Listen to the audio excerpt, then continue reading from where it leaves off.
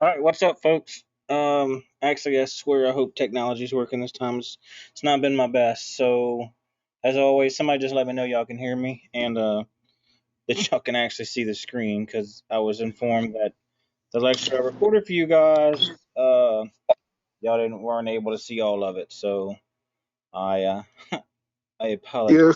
Yes. All right, cool deal. Appreciate y'all.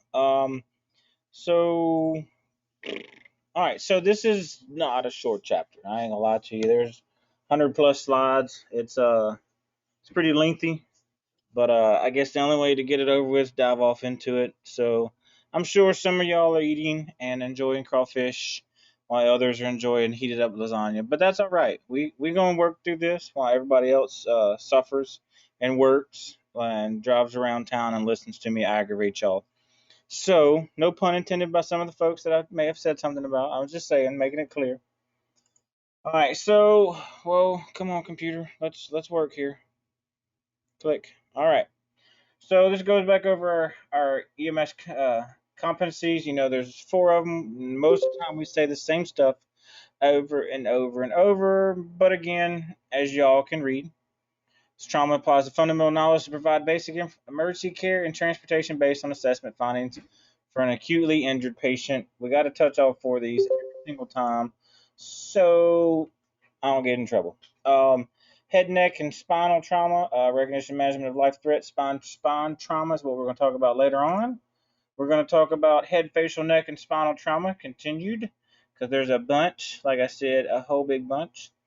Pathophysio assessment and management of spinal trauma, skull fractures, and when we talk about that, we're going to dive off into like uh, some dental, like we talked a little bit the other night.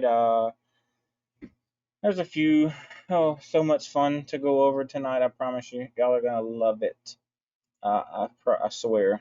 I can already tell in y'all's non-communication abilities that you're already happy.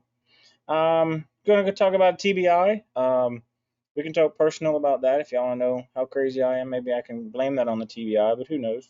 And then a spinal cord injury. Um, so I was a little sneaky. I don't know if anybody ever pays attention to Canvas throughout their time, but there was a discussion that was posted out there, and it ended at 6 o'clock, so you can't go on and look right now. For anybody that pays attention to Canvas and you see these things pop up, you may or may not get extra credit. But since probably none of y'all did, I can't add extra credit to y'all now. So I'm just saying you might want to pay attention to Canvas. There may be a way for you to get some extra points for to your lowest grade. Um, I'm sure some people are all upset now and be like, well, I didn't know. Well, I didn't know I could do that either, but guess what? I found out. All right, so here's our introduction. Uh, I seen it, but it was too late when I saw it. See, at least somebody saw it. Thank you, Travis. I appreciate that. And again, it is like all the rest of them. They are time sensitive. I will lock them, and it alerts me on who replies. Trust me, I get emails for every single thing that y'all send me on my work email that comes to my phone. So I'll know who replied. And since I didn't get any emails today, I'm pretty sure nobody applied for it. But Travis, at least appreciate you stepping up and saying that, yeah, you did see it. But just throwing things out there. So we're gonna hit these three things. We're gonna go over what I just had a brain fart.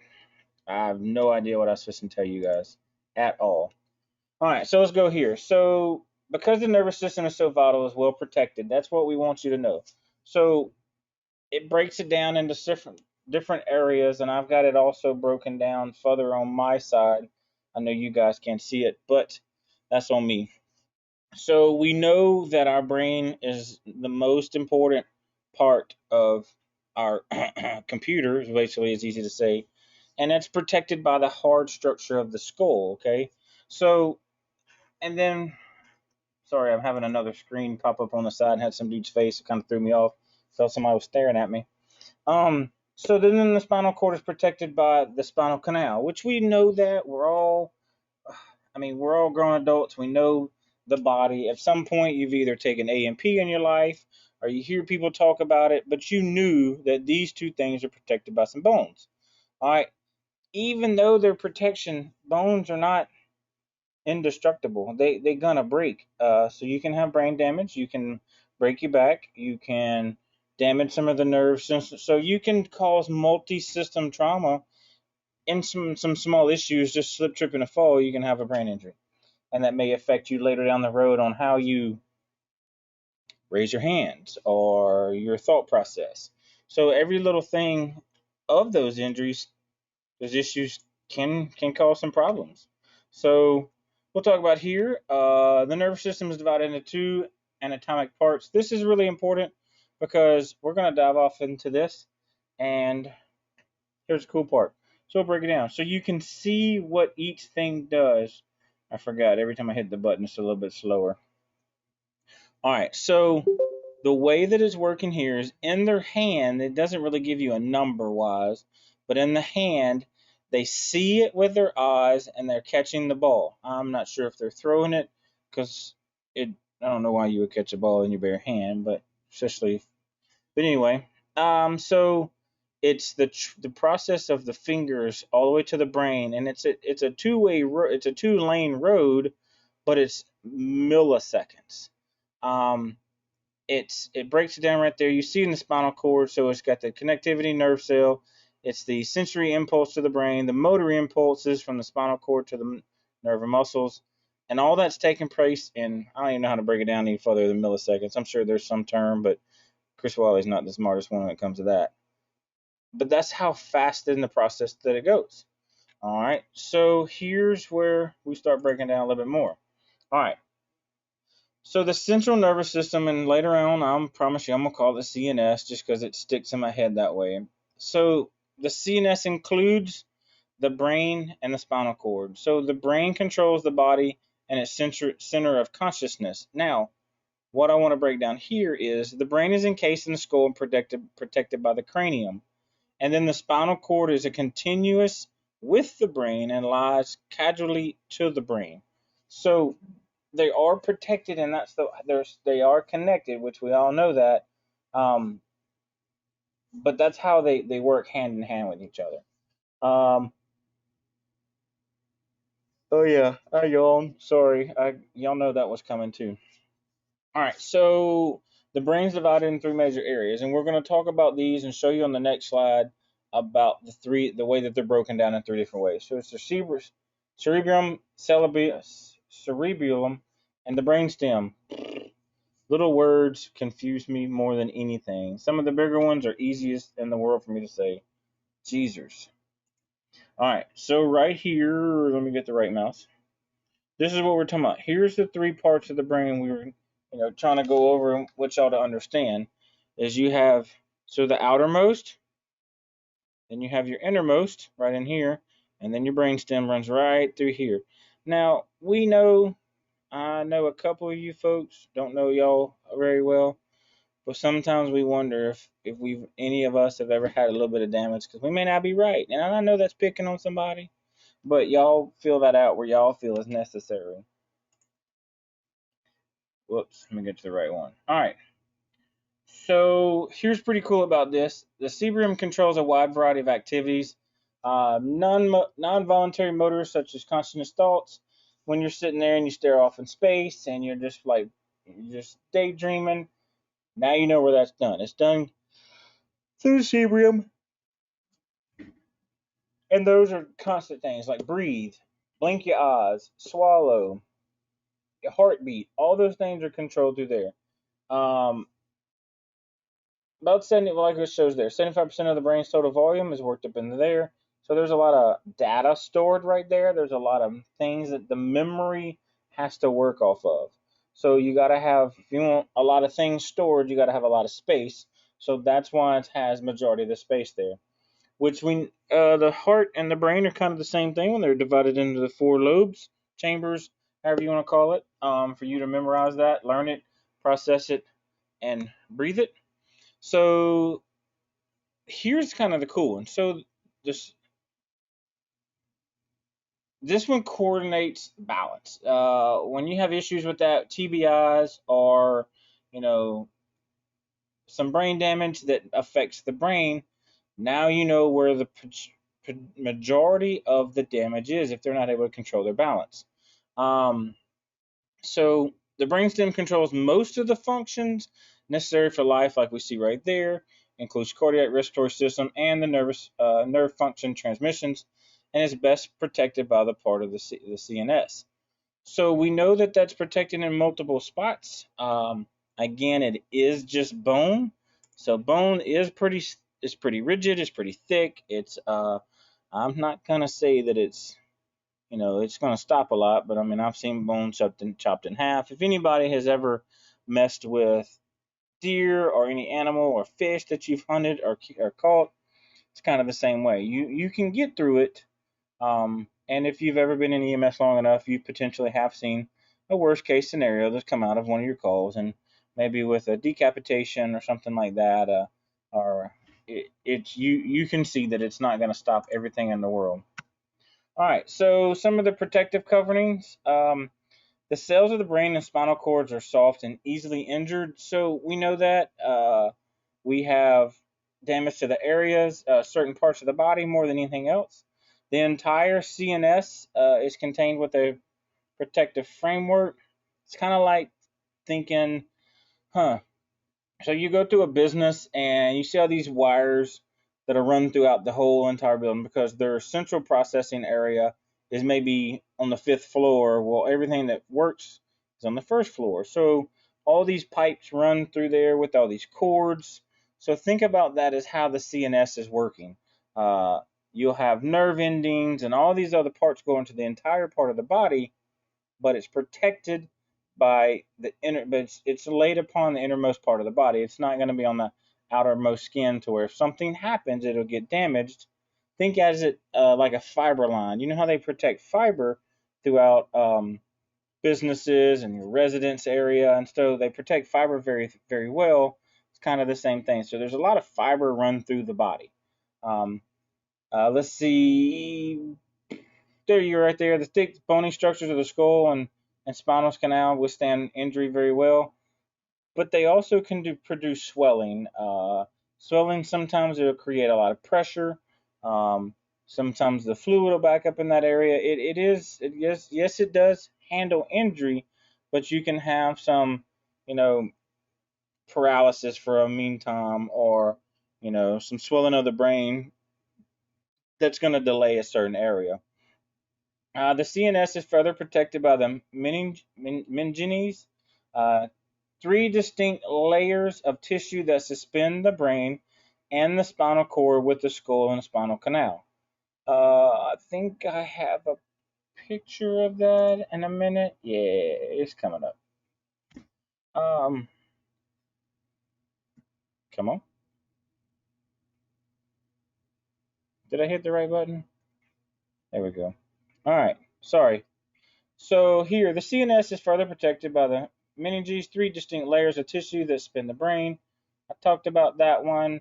The outermost layer is the dura mater, and the innermost layer is called the arachnoid matter and the pia mater. So look at the picture. I'm a picture kind of guy. That's how I learn things. Here's the outermost. You see what we're talking about? Right in here. The dura mater, so the arachnoid space here, and the pia mater. It's on the inside. It's pretty deep. So let's just say this is our head. Obviously, there's no hair here, so we'll squiggly line up in here, and we'll show that this is the skin. You'll have it broken down into the skull. I don't know why I yawn as much as I do, but y'all knew that was coming. So here's your cerebrospinal fluid that we talked about. It's all crissed up in here also. And your blood vessels coming in and out. You'll see this oxygenated, deoxygenated here, and your pia mater. So that's kind of cool. Like I'm a picture guy. I'm like, oh, well, just because he said it doesn't mean I get it. So I get it when I see pictures. That's the reason why I wanted to show you all the picture pretty cool, pretty quick. The CSF, this is approximately, what does that say? 125 to 150 milliliters of CS fluid at the brain at any time. That's really, I mean, yes, that's a lot, but you got to think about how big the brain is. And if any leaks out, that's not a lot. Now, here's the time for some else keying. How many milliliters of blood does the body hold? Now, as y'all Google that or hurry up and Google it on your phone, I want y'all to think about the body measures it in liters. So when you type in how many milliliters of blood does the body hold, it'll give you a number. And think about how many liters of blood the body holds versus how many milliliters of CSF that our body has. So I'm waiting for somebody to type that in at the bottom. Bueller. Sorry, y'all know. That's normal. So when an injury does penetrate all the protective layers, so we talked about the clear watery substance is going to be your CSF. It may come from the nose, the ears, or any open fracture. Remember, if you happen to see that, what are we going to do? That's two questions back to back. Waiting on somebody to answer. I'll call y'all out because I know who's paying attention and who's not.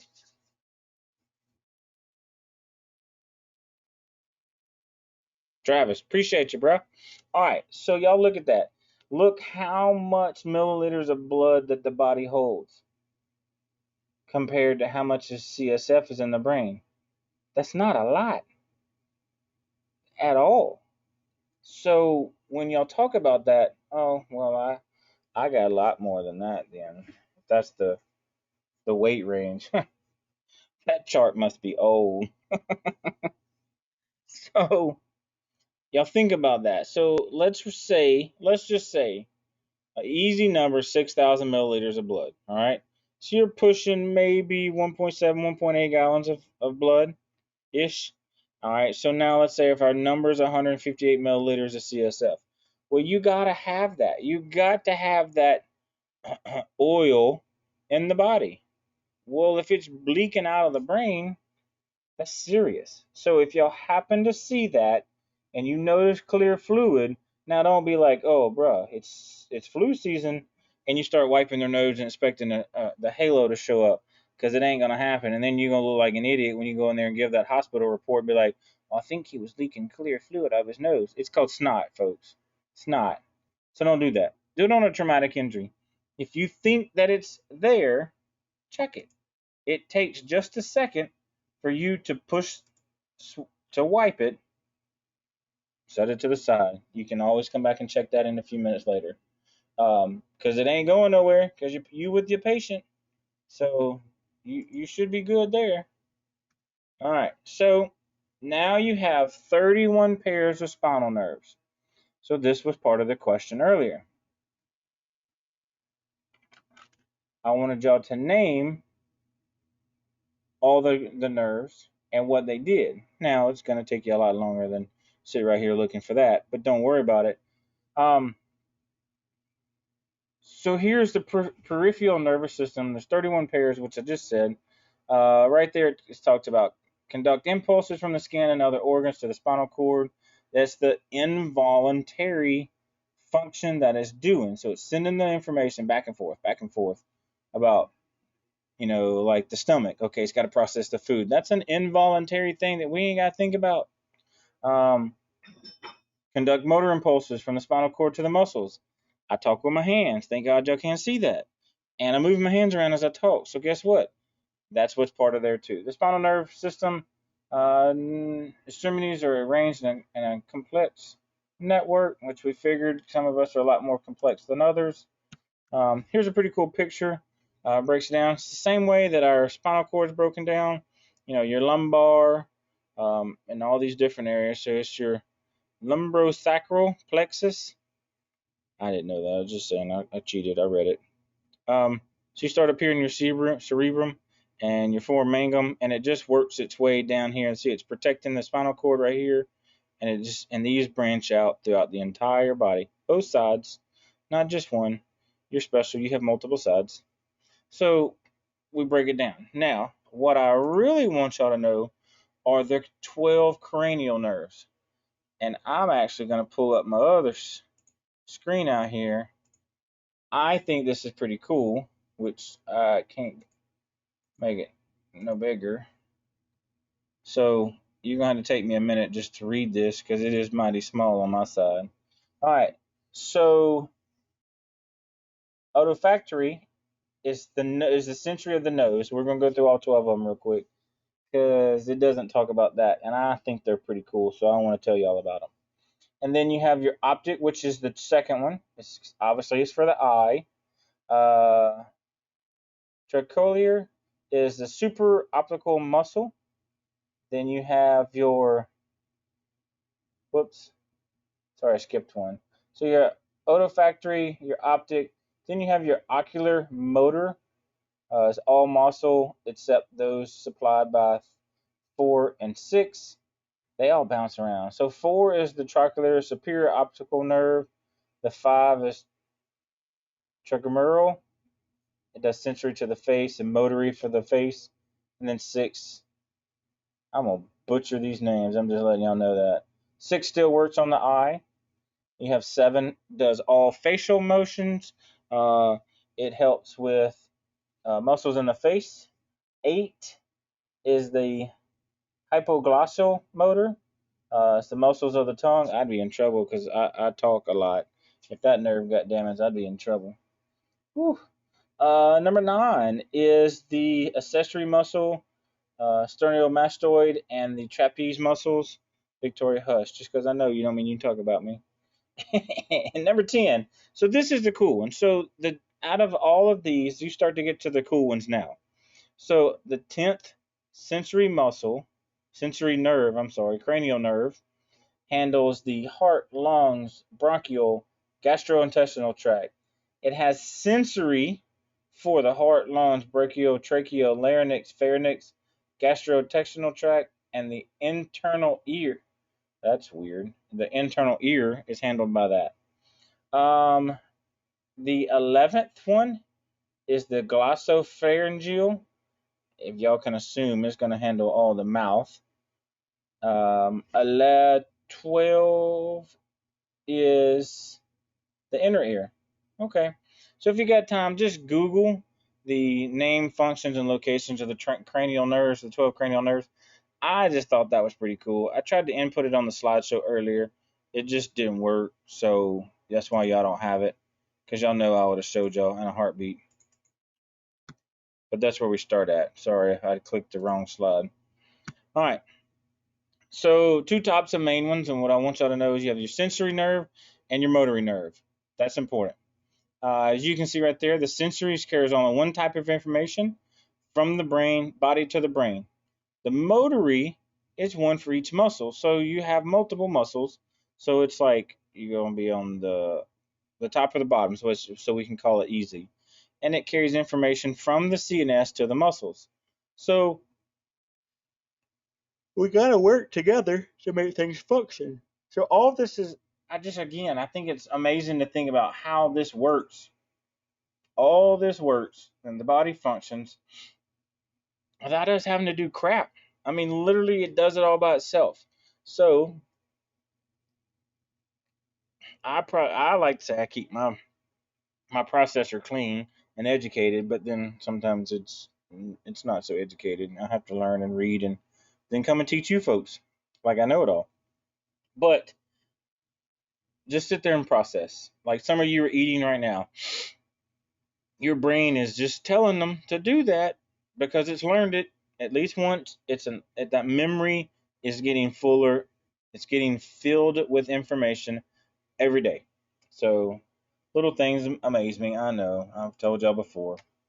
All right.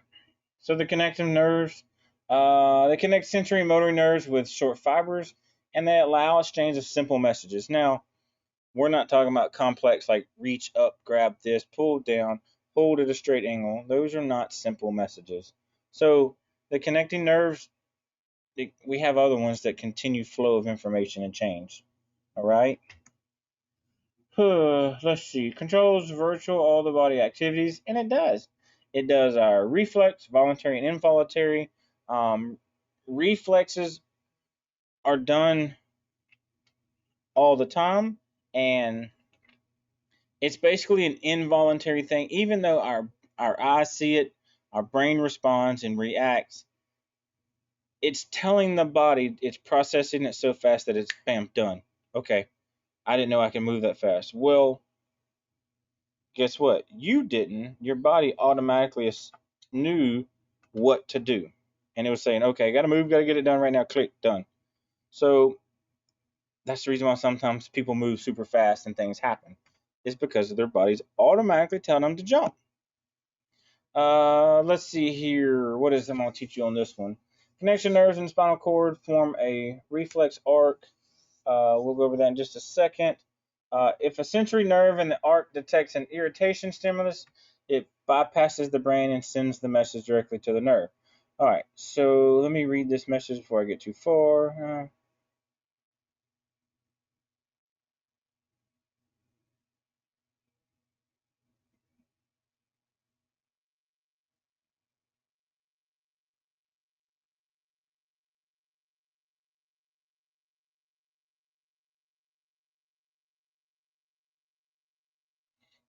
Let's see. So here's a picture. Shows you what I mean by that. All right.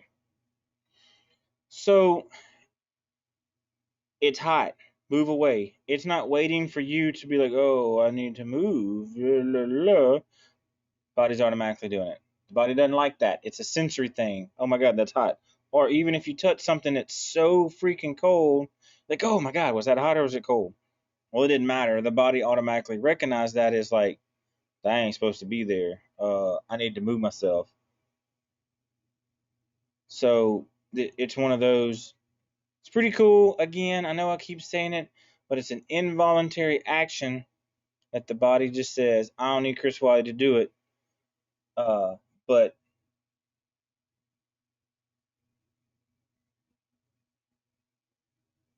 I'm trying to. Actually, I'm talking to my attorney. So when she texts me, I have to answer that one.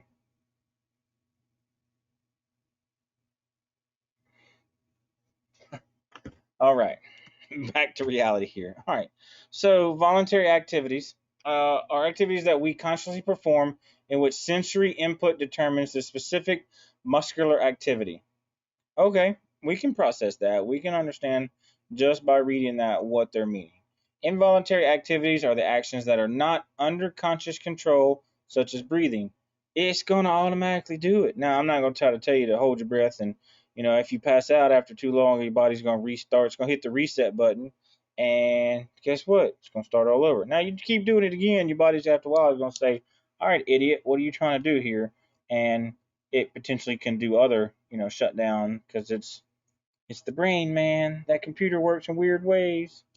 Um, the voluntary nervous system handles voluntary activities. So the somatic nerves, and they get it. They know it's done.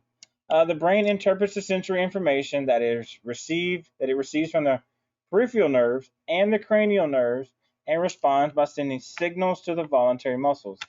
So this synapses is so fast. Again, that's why we showed the picture of this one right here. It doesn't need to tell me, Chris Wiley, move your arm. It automatically does it because it knows that's not the right thing to do.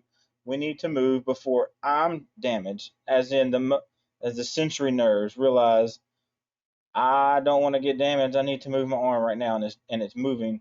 And then your brilliant self has to pay the fact of it later on because you now have first, second degree burns because you're an idiot. I don't know. You whatever you want to do.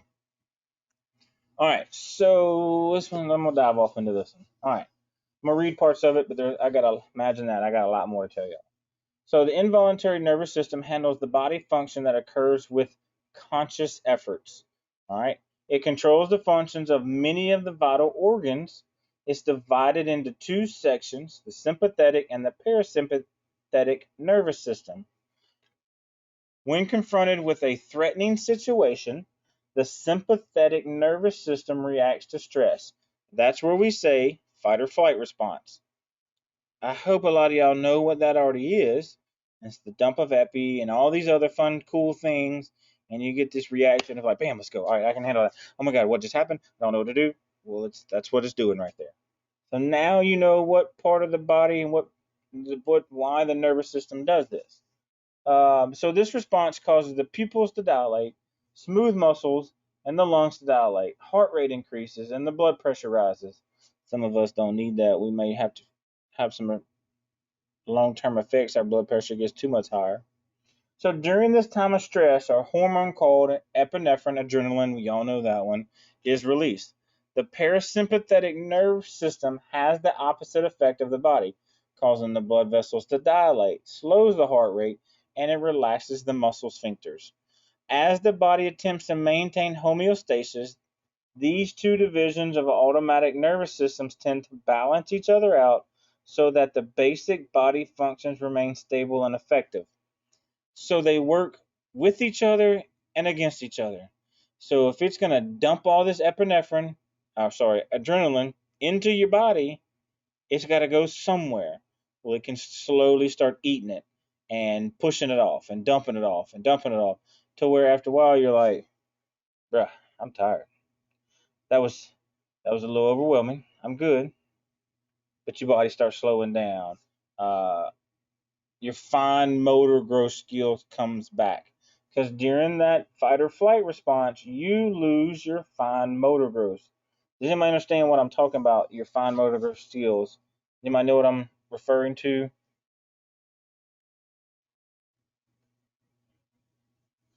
So y'all just better be glad y'all type. Y'all don't talk because I know y'all don't want to hear yourselves, and I'm tired of talking all the time. But this next class that I teach, they ain't gonna have no choice. A couple of times a month, they're gonna be guaranteed that they do it. Mickey, I just saw your response. I know. I got all this yawning. So, does anybody know what I mean by the fine motor growth?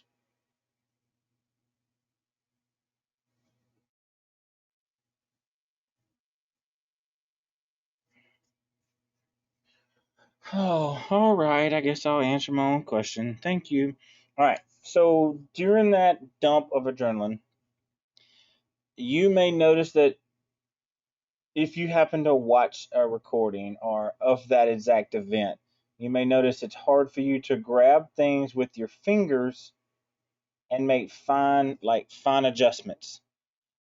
Same thing as police officers get in shootings and officer-involved shootings or hand-to-hand combat. That dump of adrenaline hits them, and they don't remember certain instances over time. Or when they go to reload, they're taught to grab it with their entire hand, and it's come out slow and fed into their magazine or their weapon with their entire hands instead of just their fingers because their fingers lose that fine ability to operate. They lose the brain evolves the fingers to not color in the lines anymore. When that fight or flight is not in process, it's easy to color in the lines. It's easy to stay focused and stay on task. When you get that dump of adrenaline, sometimes you just happen to color out. So that's the fight or flight. And then you know, so sorry I went off on that one. We're gonna go next. How about that? All right. So the skull is composed of two bones, the cranium. It's the thick shell above the eyes. You see that part. And then, so it contains all the eyes, ears, and protects the brain and the facial bones. So you see that pretty little picture. Then we'll go to the next one. All right. So I'm going to dive off on this one again. Surprise. All right. So the cranium is occupied by 80% of brain tissue. I read this because it's important to you. Is anybody else having trouble hearing me, or is it just me, or just Victoria? We know she's special, but Fine. all right, Victoria, you might need to get new something, some headphones or something. It's just you. Thank y'all for timing in. All right, so I'm gonna read this. The cranium is occupied by 80% of the brain tissues, 10% blood supply, and 10% CSF. The brain connects to the spinal cord through a large opening at the base of the skull, and that's called the foramen. I'm telling you these things slow because you might see them again. Four major bones make up the cranium. You have your occiput, is the most posterior portion. You have, hold on, look. So kind of have you out. Here's the opening, the four magnums right here. Then you have your the most posterior, so it's going to be back here. You have your temples or temporal regions, lateral portions on each side of the cranium. Look right here. All right. So your frontal regions, your forehead right here, big or small, still called your forehead. And then the face is compiled of 14 little bitty bones all through here. All these little bones right here. Your cheekbones, that's your zygomas. All right. So then your mandible. So I want y'all to get this. So your mandible is the lower moving, where's my mouse? Moving portion. So this right here is what moves, not your top piece, just your bottom piece. Well, some of y'all might. I have a friend of mine. She takes her teeth out all the time. She's like, anyway, long story. So your mandible is the moving part, and then your orbits right in here is your eye socket. It's made up of two facial bones. You got your maxima and the zygomae. It's also included in the frontal bone of the cranium. So there's so much going on up here, so much right in here. And good part is this part in here where your nose is, 90% of that's cartilage anyway. So it doesn't really come into a bone until it's further back in here into your nasal bone. Now go back to this slide. So your face has 14 bones and your skull has 4 major bones. So might want to recall that for a later date if I remember seeing your questions correctly. I think it's in there. Pretty sure it is. I don't want to pick up on line 1. All right, so your spinal column. So we know we got 33 vertebrae, and they're broken down into your 5 sections. The next picture will make a lot more sense. Cervical's up top, thoracic, then your lumbar, your sacrum, and your coccygeal. So those are the ways broke down. Look, I got a picture. It's already color-coded. Yay! All right. I want to write these down, take a screenshot, do something with them. Cervical's up top, so about the shoulder line. And then you break down, you have 7 of skeletal bones right here. You have your thoracic, which there's 12, 5 lumbar, 5 sacrum, and 1 coccyx. If you ever break your tailbone, it's non-repairable, can't fix it. It's just there. And sometimes some people's turn in opposite direction. That's your little tail that y'all see poking out. Just kind of give y'all some hints. If y'all want me to stay on this page for a second, let me know. Now we're going to keep going. Everybody got it?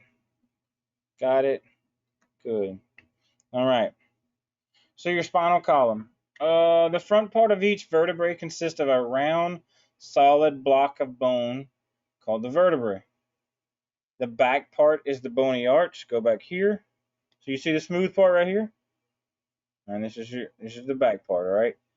Obviously, front, back. Just kind of break things down. Yeah, I'm telling you, it's boring out here by yourself. Especially when you talk to a computer screen, nobody ever responds back. The series of the arch of the tunnel is called the spinal canal, which encases and protects the spinal cord. So through here is all your nerve endings. Runs down in the center. All the way down in here, always your nerve endings. So if you ever have a L4 and 5 down in here, keeps the diaphragm alive. Just let you know. So if there's a injury to L4 and 5, you're not going to be breathing on your own no more, folks. Sorry to tell y'all that. There's the bad news. All right. So the vertebrae are connected by ligaments and separated by cushions. Look back through here. So between each one of these, there's cushions. Sometimes you hear a fusion of the spinal cord. Maybe a lot of time people have neck injuries that they'll go through here and fuse them. And the bad thing, I'm not going to say bad thing, but the thing about that is some of these fusions don't allow you to turn your head side to side no more. You got to move your entire shoulders, turn sideways. But it's some of the best surgery I've heard people say. It was 100% worth it. Man, I'm proud for you. You do you and have your time and rock on. Sorry, she texted me back. I'm having to answer her. All right. We got, man, 14 people in here. Well, 13. Man, we hadn't had that many in a hot minute. Y'all should all come in here and listen to me more often instead of listen to the recording. Sure, you saying you have a fusion? Is that what we're referring to when you say you got one? I mean, I hope you got spinal cord too, but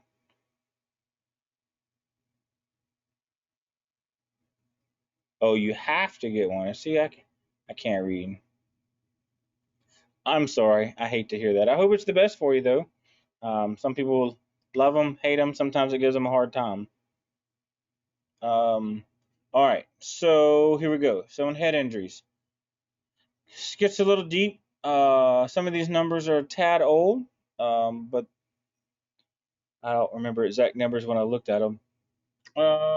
So a head injury is traumatic insult to the head that may result in an injury to soft tissue, bony structures, or the brain. Exactly. Approximately 4 million people a year experience head injuries and varying severity of the United States each year. 4 million people. That's a lot. 52,000 deaths occur annually as a result of a severe head injury. Head injuries account for more than half of all traumatic deaths. Fatal injuries invariably involve the brain. Well, yeah, I mean, I'm just going to say that's because that's messing up your computer. So just me saying. All right, this next one is kind of give you some ideas. Be alert for the fact that the patient may have sustained additional trauma such as cervical spinal injury, a pelvic injury, and chest injuries. Those are super important too because those hold, well, your pelvic and your chest holds a lot of blood, a lot of blood in there. Uh, Somebody Google real quick and tell everybody how many liters of blood does the pelvic hold. So if you potentially think that any of those three are injured, you can potentially also in the back of your mind look at your MOI and think, is there a potential chance for a head injury? If you have a head injury, you need to treat this patient automatically as a critical patient. And with these other three things that I just told you, 4 to what was that, Alex? 4 to 6. 4 to 6 liters. Y'all think about that. That's that's a lot of blood that just your pelvic can hold. And what were we saying up here earlier? Somebody said that we hold 10 units of blood. If y'all know anything about units, y'all, think about that. So you could almost, well, I've seen it happen. You can bleed out through your pelvic.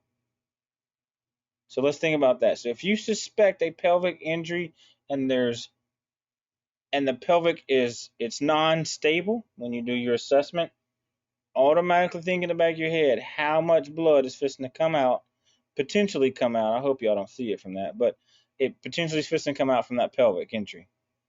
So now time is not on your side, it's on or the patient's side. You need to get them to the most appropriate facility. So think about that. I know we talked about this the other day, but closed injuries, closed head injuries versus open head injuries. There's a big difference. Those are the two types of head injuries that we commonly see. Obviously, closed, you're not going to be able to see. It's going to swell to the brain. Open, you're going to have the ability to see to the outside world exists that's never seen the sunlight, and the brain don't like it. Neither does any parts of the skull, so it's going to have a lot more of an injury. Obviously, we know if there's a skull deformity and there's a break in the skull, it's automatically considered an open head injury. I had a doctor fight with me and argue with me when I was in Iraq that one of my guys did not have an open head injury just because I could see the skull. Um, well, it's open. Well, if that's the case, then why can I see parts of the skull is fractured also? We fought round and round, but ultimately I ended up getting my guy flown out of there. So motor vehicle crashes are the most common MOIs, which we know that. We've already been over that. So y'all should be on to this one. Any head injury is potentially serious if not properly treated. If you're not doing your job and doing your proper assessment, you're not going to recognize that. Even when you look at their pupils and you're like, they don't look right. One of them's bigger than the other. Well, I'm hoping that tells you something, and it's time to go and get out of there. Uh, so head injuries also can come from, you see these four right there. We do see them a lot in assault. Elderly people fall. I think if y'all didn't get to see the video or the show that I showed the other day, or the slideshow, there was a pretty nasty open head injury on an elderly patient that slipped, tripped, and fell. Thanks to Victoria, she told me that my slide didn't show. She just had to listen to me for an hour and 10 minutes. Sorry about that. Um, but it was very serious, and it can potentially be fatal in your elderly patients because they're just like children. They're gonna bleed, and the face and head is gonna bleed a lot. So keep that in the back of your mind. If you have a potential, if you think that, be prepared. Time to go. A few more minutes. We'll take a break. I know y'all probably tired of hearing me, so we'll talk about that. All right, look at this table. Should be in your books. If you're accessible to it, still not eating crawfish, maybe you can look at it. But on table 28-1, here's some signs and symptoms of head injuries. I'm not going to read through all those. Y'all are grown adults, and you can read that. But I highly recommend that you know a lot more than what I'm going to sit here and talk to you about. Read it, ask questions. Feel free to email me. Majority of you in the class have already messaged me through Facebook at some point in time, and hopefully I have answered your question to the best of my knowledge. If not, I have gotten back to you with the correct answer. But look at these, read these, memorize these for a while, I promise you. And 20 plus years of doing this, I unfortunately have forgotten some shit that I probably need to know. And that's why I constantly try to educate myself to stay on top of this. And teaching you guys is also keeping me on top of my game too. I hope, maybe. Yeah. All right. So scalp lacerations. I'm really kind of questioning that first one right there. It can be minor or serious. Well, yes, but why you gotta put that in there? Because that's very common sense. And I know some people in EMS, we wonder if they really do have common sense or not. So I don't know. All right. So even small lacs can quickly lead to a lot of blood loss. Well, yeah, there's a lot of blood. I mean, there's a lot of veins in the brain. I mean, in the skull and along the face. It's going to produce a lot of blood. Well, if you don't control it and stop the bleeding and help try to make it clot, you it's gonna get nasty. Well, after a while, you're gonna try to keep wiping blood, and you're like, it's not stopping. I don't know what to do. Well, just hold it there and let it clot and don't remove it. So occasionally, this blood loss may be severe enough to cause a hypovolemic shock, particularly in children. Eh, children are gonna compensate really freaking fast.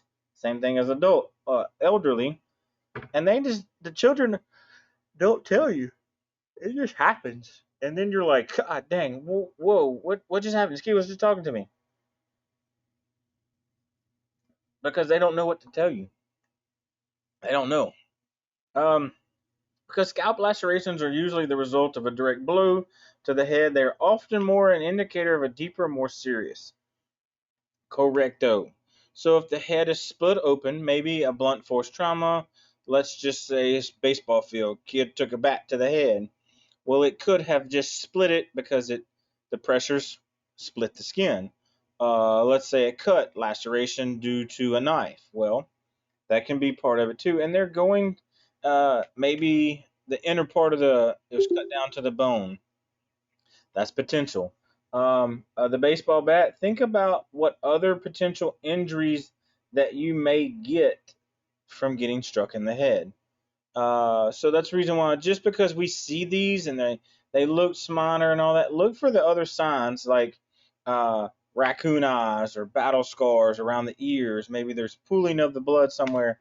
Maybe this is something that happens on the regular and you're coming into this assault because now this person's not acting right and you're like, I just didn't get this from this happening. Mickey, RHL thought she was having. I'm gonna need you to retype that, love, because I'm not real sure where you were going with that. Maybe a child thought they were Evel Knievel and jumped off the arm of something and hit their head. Yeah. Thank you, Vicky. I appreciate that. So yes, you're correct. Even if that's the case, and the child does that, you need to know that there's potential other injuries there. There's a MOI for more of a serious injury. Now, yes, that potential injury that this evil Knievel child just decided to learn to do, that they thought they could fly because of their cape, they can't fly. Look for the other signs and symptoms. Yeah, this kid's not really going to want you to come in there and touch him. You're in this uniform and you're walking in there. I figured that's where you were going, Mickey. I figured it was you. And you got to build that rapport with that baby. Take the time to build the rapport. Mom and dad, start at the kid's feet. I know we hadn't done peds yet, but build that rapport and get the best thing you can do for that baby. See, you made me go off on the side notes. All right. Significant force applied to the head may cause a skull fracture. Well, yes. Car wrecks are the worst. Sometimes you will see it on just that little routine slip, trip, and fall that you go pick up grandma from the nursing home because she slipped, tripped, and fell. Well, now as you're going over and doing your assessment and you start doing your detail and you start to know a few more deficits because of this fracture. Well, then you wonder, well, why is she bleeding so much? Well, maybe she's on blood thinner, and that's created that. The nursing home just didn't tell you. They just gave you a report, a packet full of paperwork. Bullets penetrating weapons, uh, they big signs of skull fractures. Baseball bats, anything crowbars, anything that you think that you can pick up and swing, potentially going to cause skull fracture. It potentially can. Let's see. Patient's head appears deformed. Well, I don't know. Is that natural? I'm just trying to figure this out. I'm not trying to make fun of nobody, but it is what it is. So you have your ecchymosis, bruising that develops underneath the eyes, like I was saying, it's raccoon eyes. And then you have ecchymosis that develops behind the ear, and that's called battle signs. Here's pictures of it right here. Poor lady. Poor lady. Um, Not sure if she slipped, tripped, and fell, or if she took a injury to somewhere else part of her head. But you can see these are what battle signs are. They're not just black eyes, because you can tell that they just look completely different. You have the little curls right here. So cute. No. But see the back side of the ears. So he has both of these have potentially TBIs and or head injury. Yes, I know TBIs is not always considered traumatic brain injury, but it could be a BI. How about that? A new word for the night. That we don't know, we can't treat, we can't take care of. We just need to get them to the most appropriate facility and monitor our patients for change on the way to the hospital. It's the best thing that we can do. Uh, all right. We'll hit these last few to go through skull fractures and we'll stop and give you all a break. A linear skull fracture, it's a non-displaced skull fracture, okay? So it's not, the skull hasn't gone anywhere.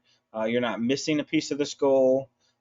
These injuries will account for about 80% of them. Um, Most of these will happen from blunt objects, MVCs, anything like that. So you see right there, the only way to notice that is a radiograph X-ray to diagnose a linear skull fracture because they are often not physical signs of a deformity. If the brain is uninjured and there are no scalp lacerations, the linear fractures are not a life-threatening thing. They will let them heal up on their own. Say, hey, come back and see us in a couple of days.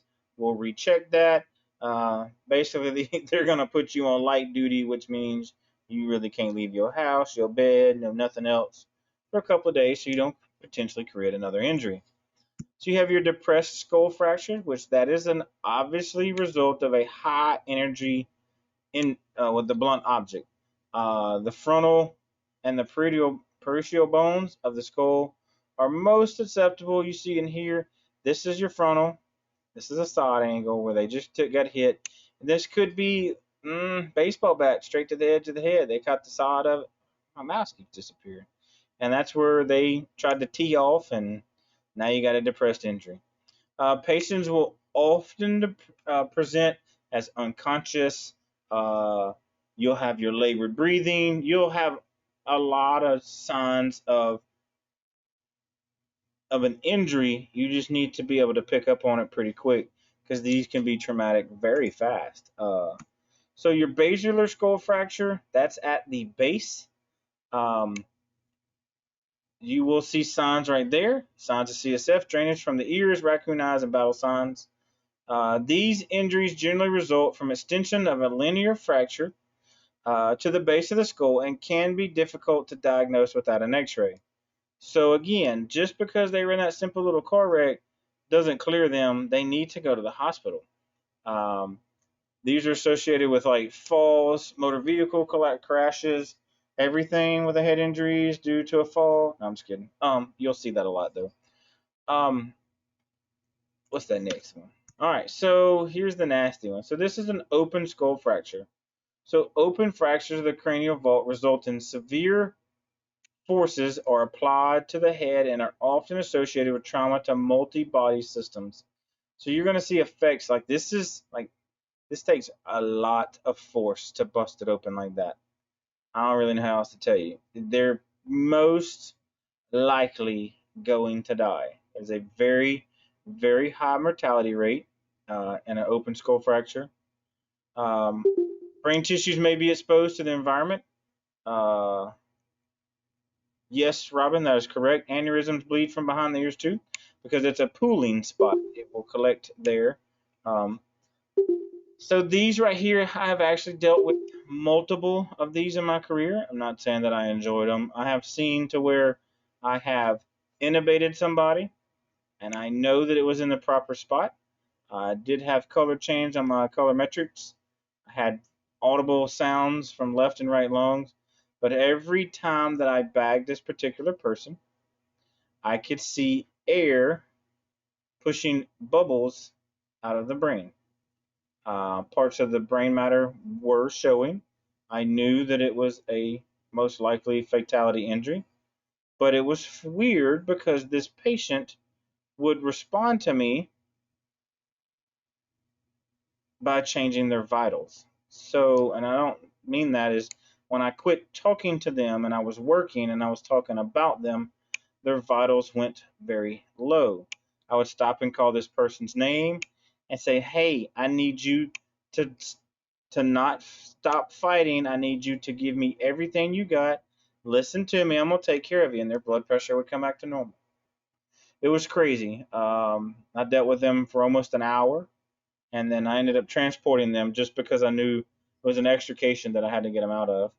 And I transported them to the hospital. They wouldn't fly them because of the conditions on the ground, but I was able to transport them all the way to the hospital. And it was sad. I knew this person was going to bleed to death and die because of his injuries, but don't stop giving faith into your patients. Make sure that you believe in them, talk to them, and when you do talk trash about them, they hear you.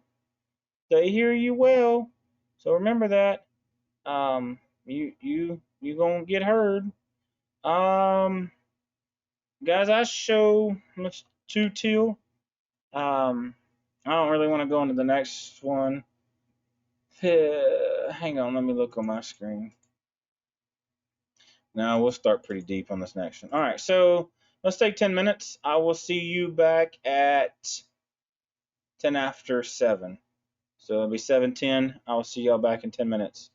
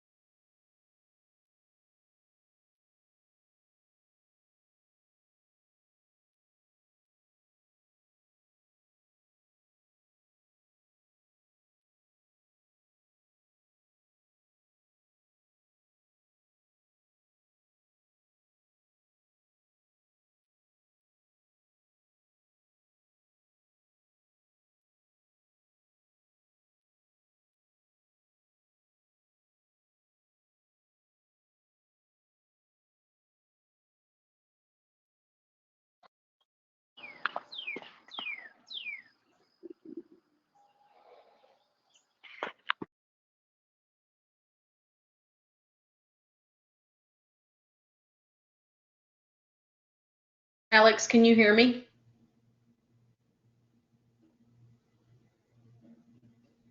I can hear you. Okay, we're on break.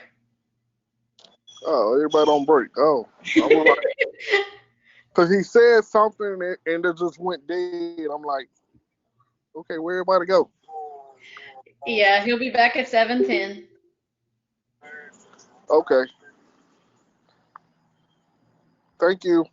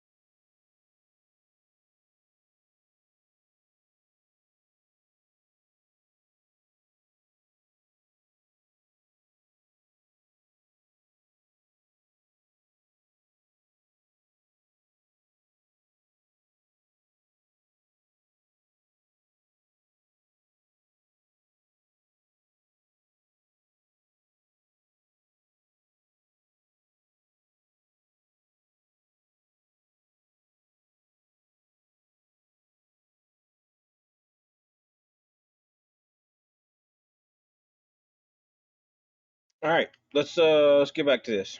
We got a lot of slides to go. Just saying. Oh, all right, where are we at? All right, so the most serious of all head injuries is the TBI. We know that. The National Head Injury Foundation defines as a TBI as a traumatic insult to the brain capable of producing physical, intellectual, emotional, social, and vocational changes. Sorry. Most serious of all head injuries, it's classified into two broad categories.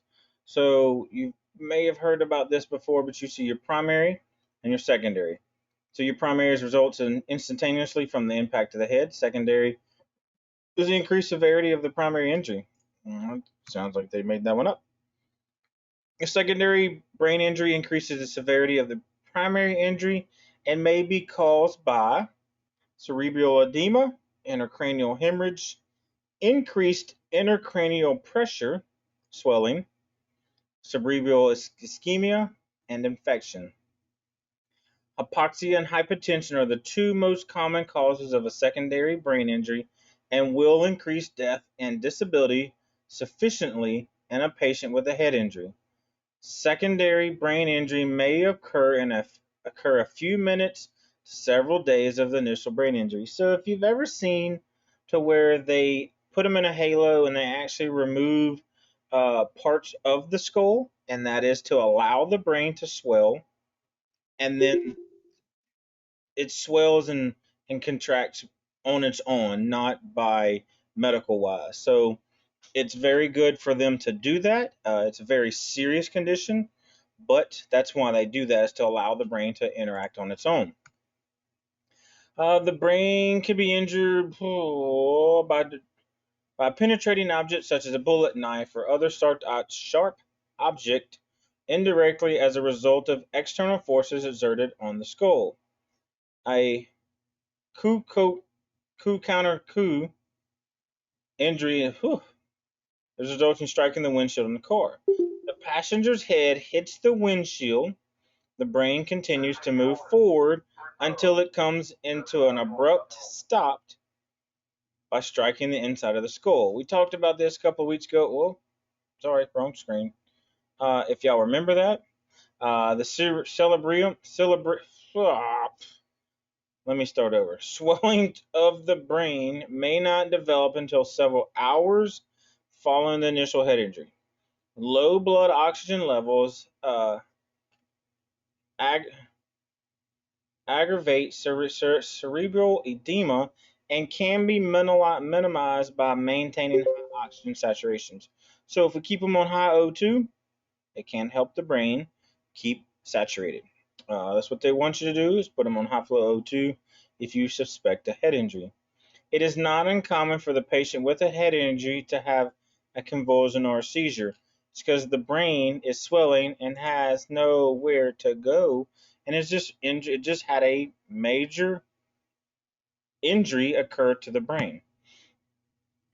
Endocranial pressure, it's accumulations of blood within the skull or swelling of the brain, can rapidly increase and intracranial pressure, which you'll see if you deal with people with head injuries in the interfacility transports. Look at their ICP numbers. Higher the number, obviously the pressure is there. Increased ICP squeezes the brain against bony premises within the cranium. That may be why they remove them, so they can have some more room to swell. Remember that.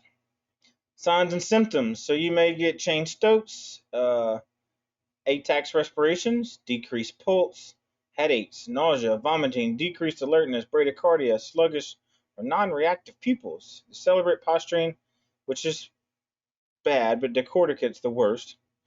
Increased or widening blood pressures, the Cushing reflex, it's the triad, is the increased systolic blood pressure and a decreased pulse rate. So remember that. So the Cushing's reflex is a increased systolic blood pressure, but it's a decrease in blood and pulse rate and an irregular respirations, which is going to tell you that their ICP is high. Now, what does that tell you in the field? That they got a head injury. What you going to do about it? Give them oxygen, treat their injuries, and pour some fuel to the fire to get to the hospital.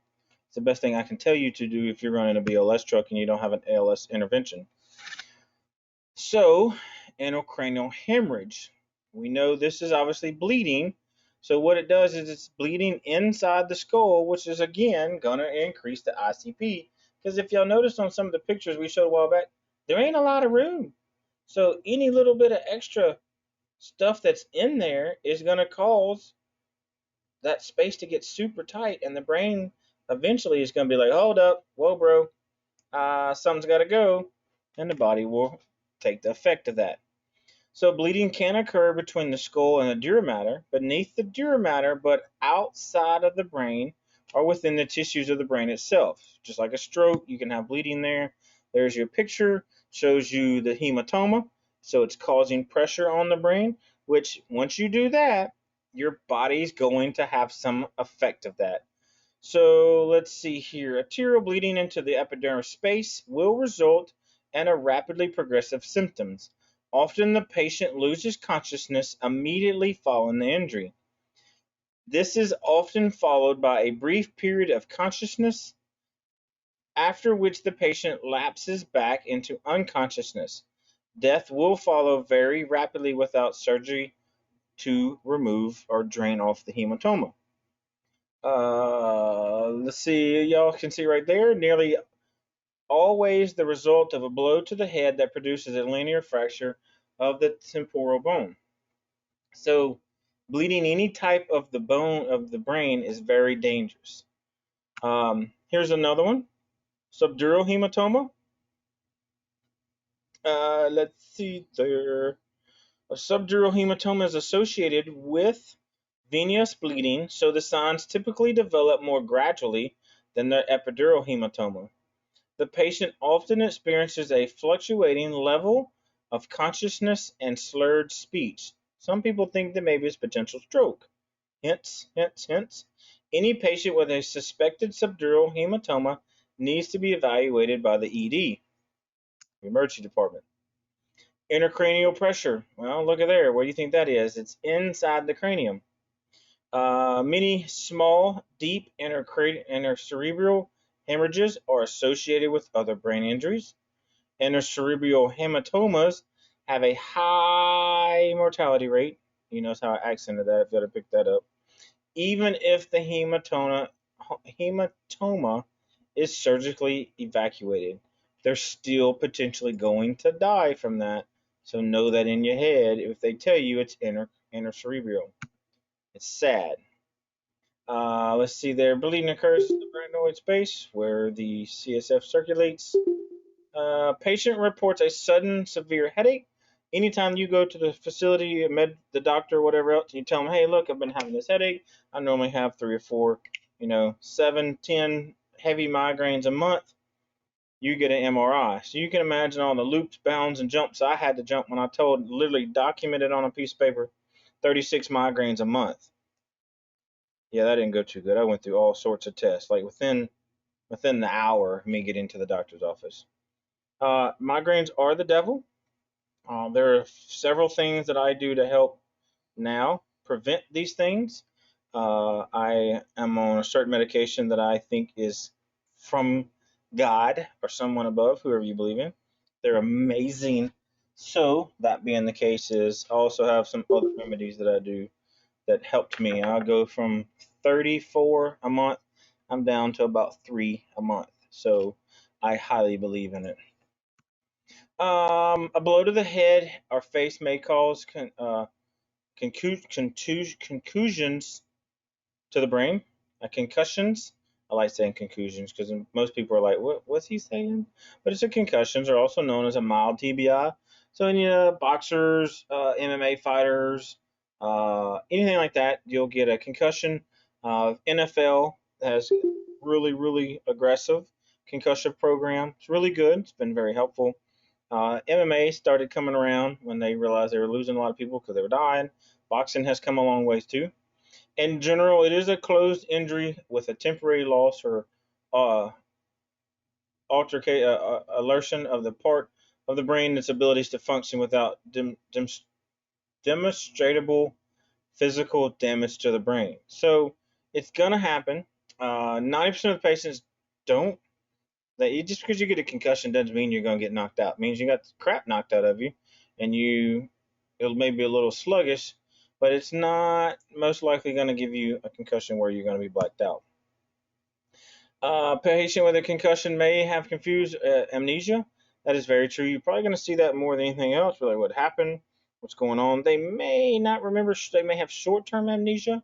You may have to tell them what's going on. They're like, no way, it really happened. So they want to call this a post-traumatic amnesia because of they were in that car wreck and had the coup contra coup effect. It's potentially caused them short-term amnesia, and that's from a post-traumatic stress. It's not PTSD, but it's from a post-traumatic incident that has caused their head to have swelling. And I do this on every time I have an MVC. I tell my patients, if you happen to have these, please call 911 back. Let us come pick you up whenever, however, doesn't matter time or day. Sometimes that bites you when it's like 2 o'clock in the morning, you just lay down. But that's our job. Y'all can read those. That's one of the things that you telltale signs you want to look for anytime that you go to an MVC or you pick somebody up that's complaining of these. Have you recently been in an incident or had a strike to the head? They may not tell you initially, but they will eventually tell you, here are some more. You should assume that a patient with signs or symptoms of consciousness has a more serious injury until proven otherwise. All patients with signs or symptoms of a concussion should be evaluated by a physician because we can't do nothing for them in the field. Like other soft tissues, the body of the brain can sustain a contusion, or bruise when the skull is struck. Concussion is far more serious than a contusion. Sorry, I'm looking at 2 words right here. A contusion is more serious than a concussion, and it involves physical injury to the brain tissue. May produce a long-lasting and even permanent damage. We've seen those in some folks we know. Car crashes, some events like that can cause some permanent damage. A patient who has sustained a brain contusion may exhibit any of the following signs and symptoms of a brain injury. Let's see here. The signs and symptoms of a non-traumatic injuries are often the same as those of a TBI, except there is no obvious history of an MOI or external evidence of a trauma. Phew, that gets serious right there. Problems with the blood vessels, high blood pressure, or other problems may cause spontaneous bleeding into the brain, affecting the patient's level of consciousness. So that may be the only way that you ever know is because they're like, I don't know what's wrong with Fred. He just passed out. Ain't no reason. Well, what kind of history does he have? Well, he didn't have some high blood pressure. Now you may know what's going on. Some spine injuries. So this one, we're going to dive off into this one, boys and girls. Y'all get ready. Compression injuries can result from a fall regardless of whether the patient landed on his or her feet or experienced a direct blow to the crown of the skull, coccyx, or top of the head. So if they head or butt, it can happen. Forces that compress the patient's vertebral body can cause herniation of disc, subsequent compression on the spinal cord and nerve roots, and fragmentation into the spinal canal. So if something's broken, fractured, it can rupture and float around into the spinal canal. And what will happen is you'll get some nerve endings that are cut. They'll start having issues with sensation. They can't feel it. Their fingers go numb. That's some of the signs that you can see later on down the road. Motor vehicle crashes and other types of trauma can overextend or hyper-reflex the cervical spine and damage ligaments and joints. Biggest one is like I've seen is a lot of skiers, BMX, skateboarders. Sure, there's a ton of other ones. Not like I deal with a lot of snowboarders or skaters in my area, but that's where I happen to read a lot. Rotation and flexion injuries of the spine result from rapid acceleration forces. More likely, you're going to have a C1, C2 damage during that. Injuries to this area of the spine were considered unstable due to the location and lack of bony and soft tissue support. So that's the reason why they're saying your C1, C2 is potentially going to have issues because it's less protected than the other areas. Any one of these unnatural motions, as well as an excessive lateral bending, can result in fractures of the neurological defect. Any small twist, move, turn, poke may affect the nerve, and that's where they're talking about it. It's going to be falls under the spinal injury because of nerve endings. Let's see right there. We talked about the bony bones of the spine. They can fracture and move out of place. You may feel and observe a deformity of the spine, which is what we call a step off, where the spinous process may be palpable. And it's not like, okay, that's normal, that's normal. Oh my God, what was that? That like I felt down into their skin. Oh, feels kind of like a little pothole, basically. If you suspect any of these injuries, take extra precaution when you try to stabilize these people. Very careful. Log roll them. Take more people to move them than what it really takes, because now you may have a potential issue with a spinal injury that you could make it worse.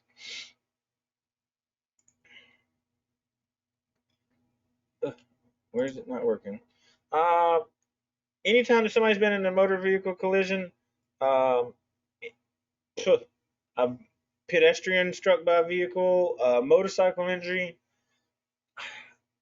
I know some of our services don't C-spine a lot of people, and that's fine if you're comfortable with that.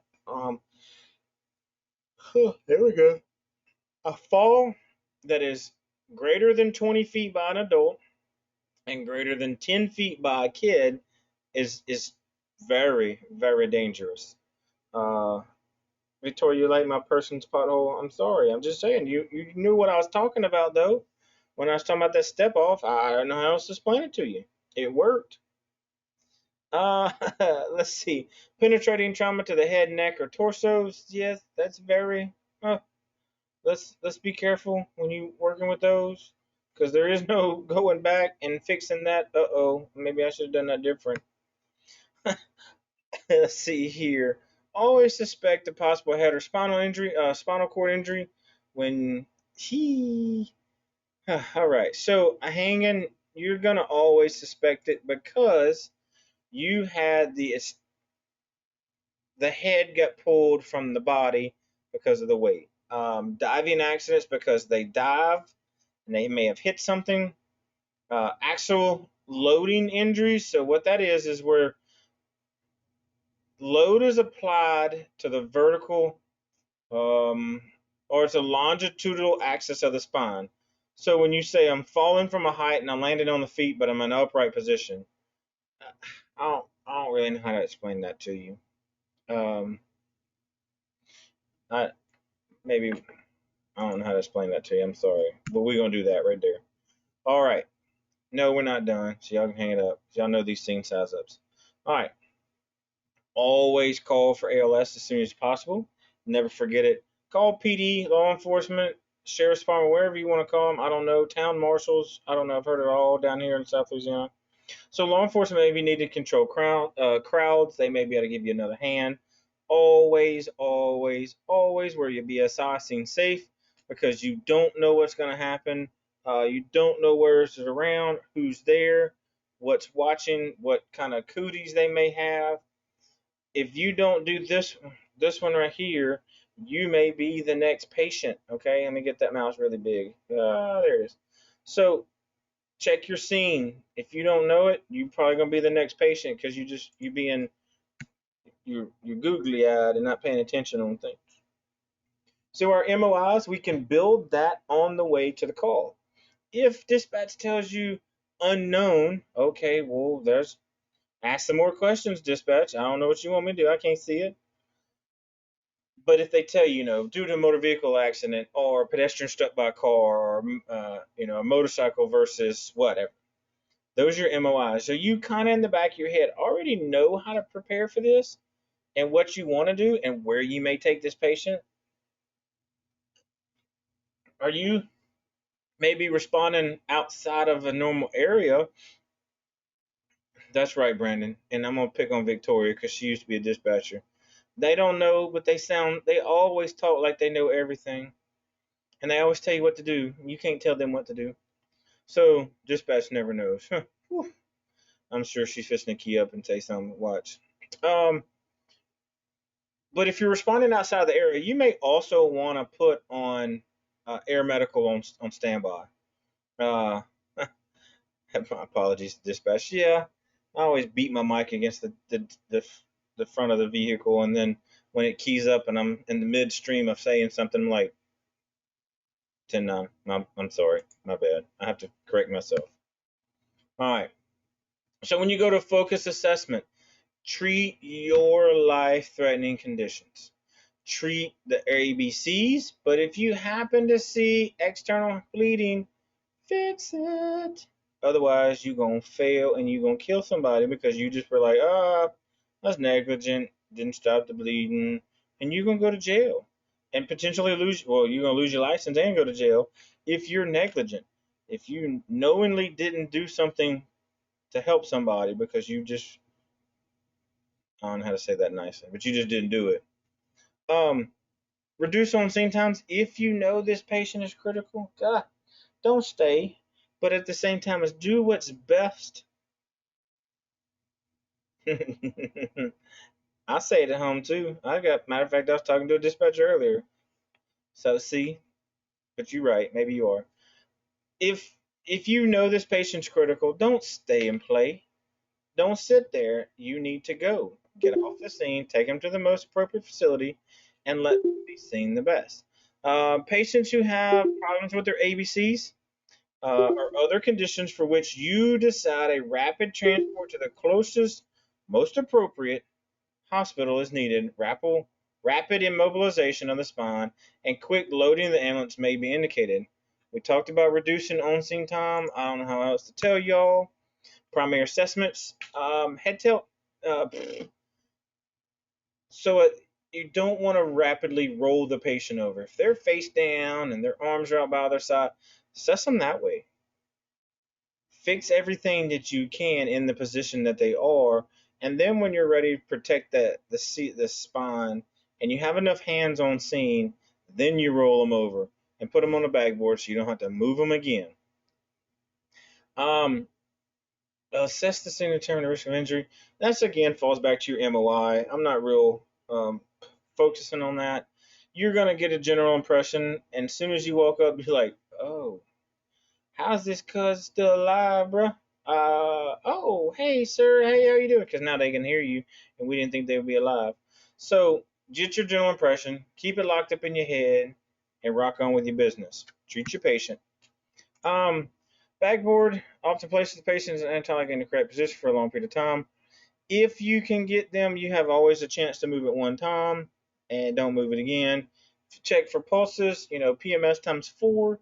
If you have to move their manglated leg into a better position, let's do it, but you only need to do it once. Once you sport it, get it back in position, get it in line, and let's say you put them in a traction, and you feel for a pulse, and you got one, don't move it again. You tell everybody in their world, if you mess this leg up and I lose a pulse, that's your ass. Straight up. We all know it. We've all been there, and we've done it. Once you get that pulse back, mark on their feet where it's at, arm, wherever. Put an X on it with a Sharpie. I still carry Sharpies to this day because they're beneficial, they help you, and they can write on anybody. Apply cervical collar as soon as possible. We talked about that. Best time to apply cervical collar depends on the patient's injuries. Once the cervical collar is on, do not remove it. Unless they're having trouble with the airway or you go to put a king in. I've intubated with the C-collar on. It is not easy. It's not something I want to do again.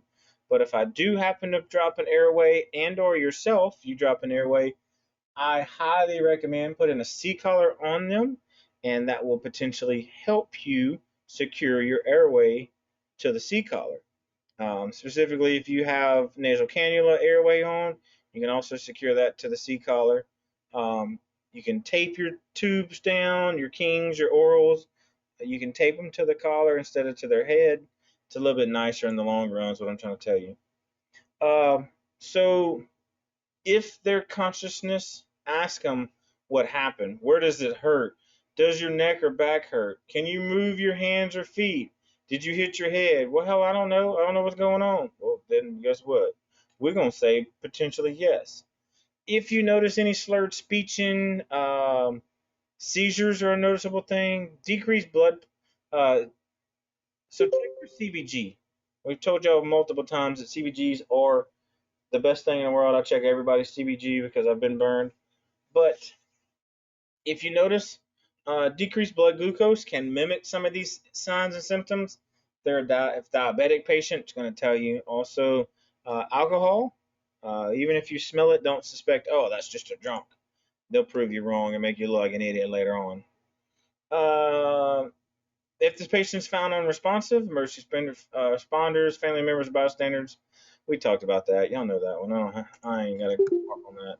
ABCs, jaw thrust. If you suspect an injury to the spinal cord, we're going to use the jaw thrust, as y'all should already have known that. And if you don't suspect one, then you can potentially use the head tilt chin lift. But the jaw thrust is our last result, but that's what we're going to do. I'm sorry. The jaw thrust is going to be our primary. Head tilt chin lift is going to be our last maneuver if we suspect a cervical spinal injury. Be prepared to suction, suction, suction, because when they vomit because of this injury, you're going to wear it instead of trying to suck it out. Back up. We're going to oxygenate them if their their pulse ox drops below 90, and that's a good thing to keep in your head. Hyperventilation should be reserved for specific occasions, and only do so if you're advised to by a higher level of care.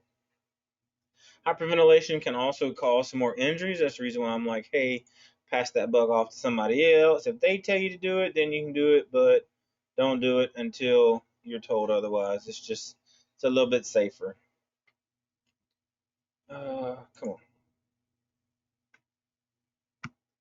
on. Always assess airways and breathing prior to moving to patients. Check a pulse, no matter what. If you see signs and symptoms of shock, that's fine. Note it. You may be able to address it while you're treating your patient, or you may have to wait. And again, control the bleeding. I don't know how many times we're going to say that, but maybe eventually y'all will get what I'm talking about. So, manner of transport. Patients with impaired airways, open head wounds, abnormal vital signs may be rapidly extricated from vehicle if transported. If they can be. If they can't, well, we're just going to have to wait for somebody to cut them out. That's the best we can do. There is a probability of vomiting seizures. Like I said, make sure you're ready for that. Suction should be there. Do your best. Once you put somebody on that head and they're maintaining your patient's you're in line with the head, that person always stays with them and is in charge of the patient care from thereafter. And I mean, make sure that they just don't move side to side, or they just up and say, well, I'm oh, I need to take a break. Make sure that they stay in line and that patient's head is as secure as it can be. If they have to move, that's okay, but only under last resorts that should be done. The use of lights and sirens may increase the patient's level of distress because they can sense these things, they feel it, they hear it. It's more nerve-wracking to them. So be cautious as you do it, but it may be the most suitable thing out there. So be prepared for that you may have to on and off. Do your sample history, your OPQRST, as required, as needed, because you've got to build a history of what's going on, why you're there. Let's figure out what's up with this patient because I don't know. Nobody's here. And you may not be able to do it. You may not be able to answer any of these questions. So that's your best way, is to try to build your best what the patient's got in their pockets. ID cards, what did I find in their wallet? Now, I'm not trying to say go be nosy through their wallet, but if you do take something out, make sure you stick everything in their back into their belongings and put their belongings back into their property. Don't accidentally leave something in your truck. If the patient is listening and they're unconscious and they come back around, they're going to be in distress. They're going to be freaked out. They don't know what's going on. Help me out here. So you may have to remind them, please be still, sir. This is what's going on. Ma'am, listen to me. I'm here. I'm Wally. I'm with paramedic with ambulance service. I'm taking you to the hospital. When you start to do your secondary assessment, head to toe, full extremities, decap BTLS, every body region that you come across. You don't want to mess up things. You don't want to get out of a routine. If you see something that's life-threatening, stop and fix it right then. But pick up where you left off and continue to do that. Continue to do your assessment, your secondary assessment, all the way through. If you get to a point and you have to stop, that's okay. But don't just get overwhelmed and stop. You know, at this point, you're going to be checking your vital signs very often. If you have the ability and your entitled is showing you on your monitor, which is just a little bit higher level, but you always want to keep their entitled to about 35 or 40. I know that's a little high. I mean, I know this is a little bit higher skill to tell you guys, but it's important that y'all just keep these numbers in the back of your head. 40 is great. But use your tools, use your stuff that you have on your truck. If you know how to use it and you can do it by your agency, then do it. It's like taking your equipment into a house that you got called for assistance. Well, you don't want to leave everything out in the truck for cardiac arrest because then you look like an idiot. So use your tools the best you can. We talked about doing a full body decap BTLS. Y'all know that one. We're checking our PMSs times 4. Can the patient move anything if they're conscious? Can they follow simple directions? Sir, wiggle your right toe. Well, which one? I got 5. Great, he's good. I checked this out. He's on it now. So, but doesn't mean he can't, get worse quicker, very rapidly. Let's see here. Don't probe open scalp wounds with your glove finger. That is not what you're supposed to do. You're a EMT basic. We are not EMT physicians. So, and neurosurgeons don't put stuff in openings that it don't belong, specifically the scalp. Stay away from it. If you have to cover it, that's fine. Control the bleeding, and specifically at least wipe at least one 4x4 with a to potentially check for CSF. Neuroexam, only if they're consciousness. Know what your GCSs are. Know how to get an accurate number. The more accurate number that you can keep, knowing what the eye opening, verbal response, and the best motor response is going to help you build this GCS. Know what questions to ask. Oh, there we go. Know what questions to ask to get the best answers. If you get the best answers, you can potentially treat your patient better and give off a better handoff to the hospital. That's why we tell you guys, know your charts. If you look right here, here's on 28-8 on your book, that is the GCS scale. I highly recommend you guys know this. I'm not telling you to memorize it. I want you to know this. If I was going to be at your boot camp, I promise you I would ask you to give me a GCS for every little thing, because this is very important. If it's less, and just remember this too, if it's less than 8, you intubate. So yes, even if you're dead, you can get a 3, but you need to know how to rate somebody on all 3 levels. I think I got my point across on that one. Spine exam, you're only going to want to do this once. Once you get them situated on the board, you don't really want to roll them off again, even as you're trying to do a secondary assessment.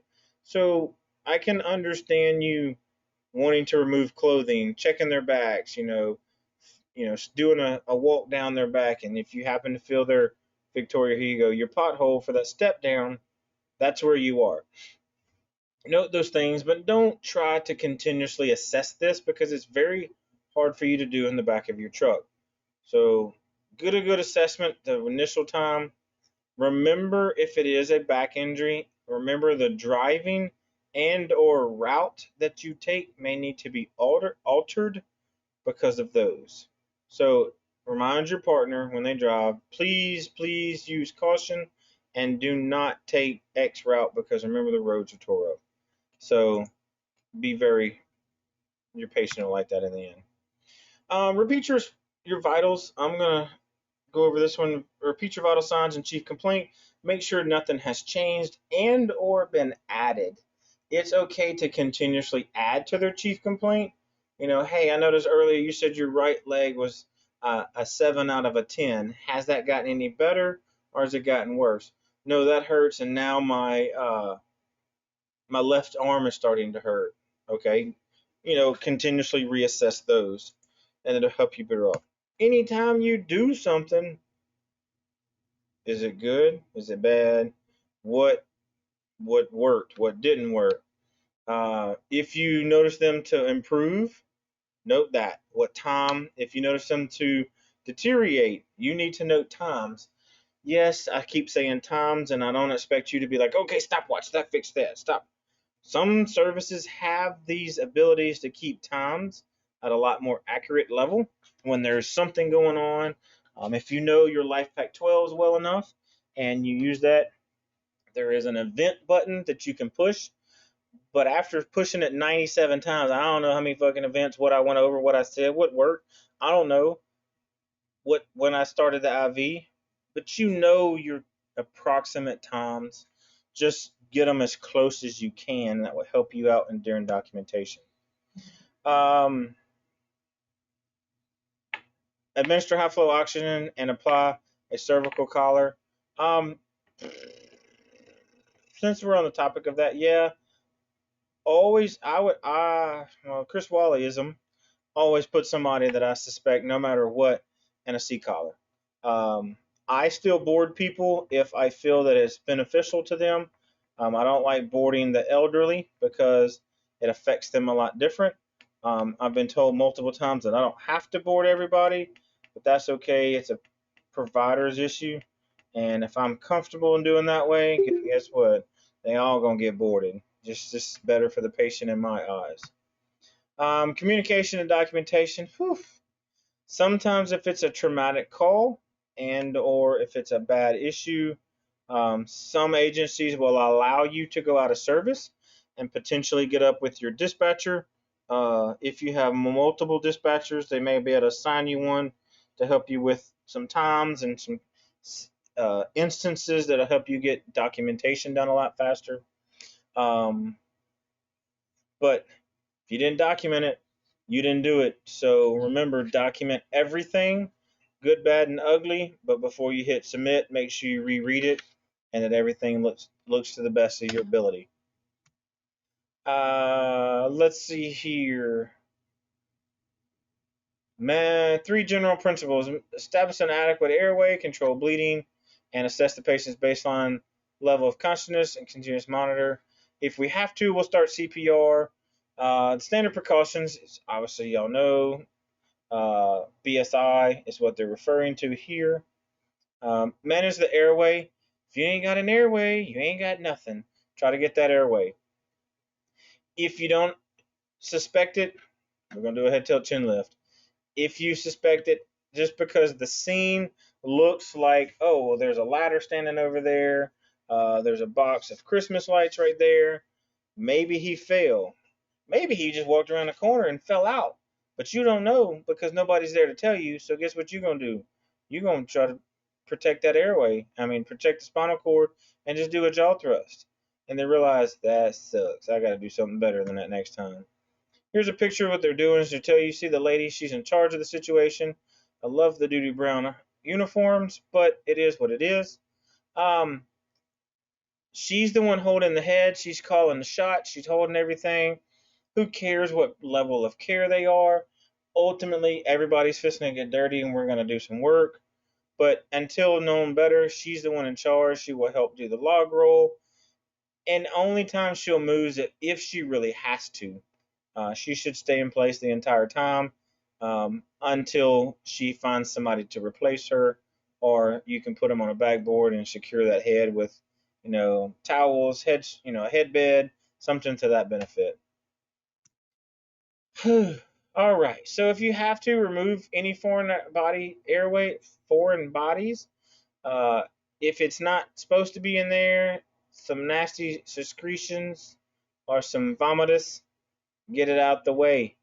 I don't like vomiting just like nobody else. I don't like somebody to vomit in my truck because I can fix that. I'm gonna be ugly.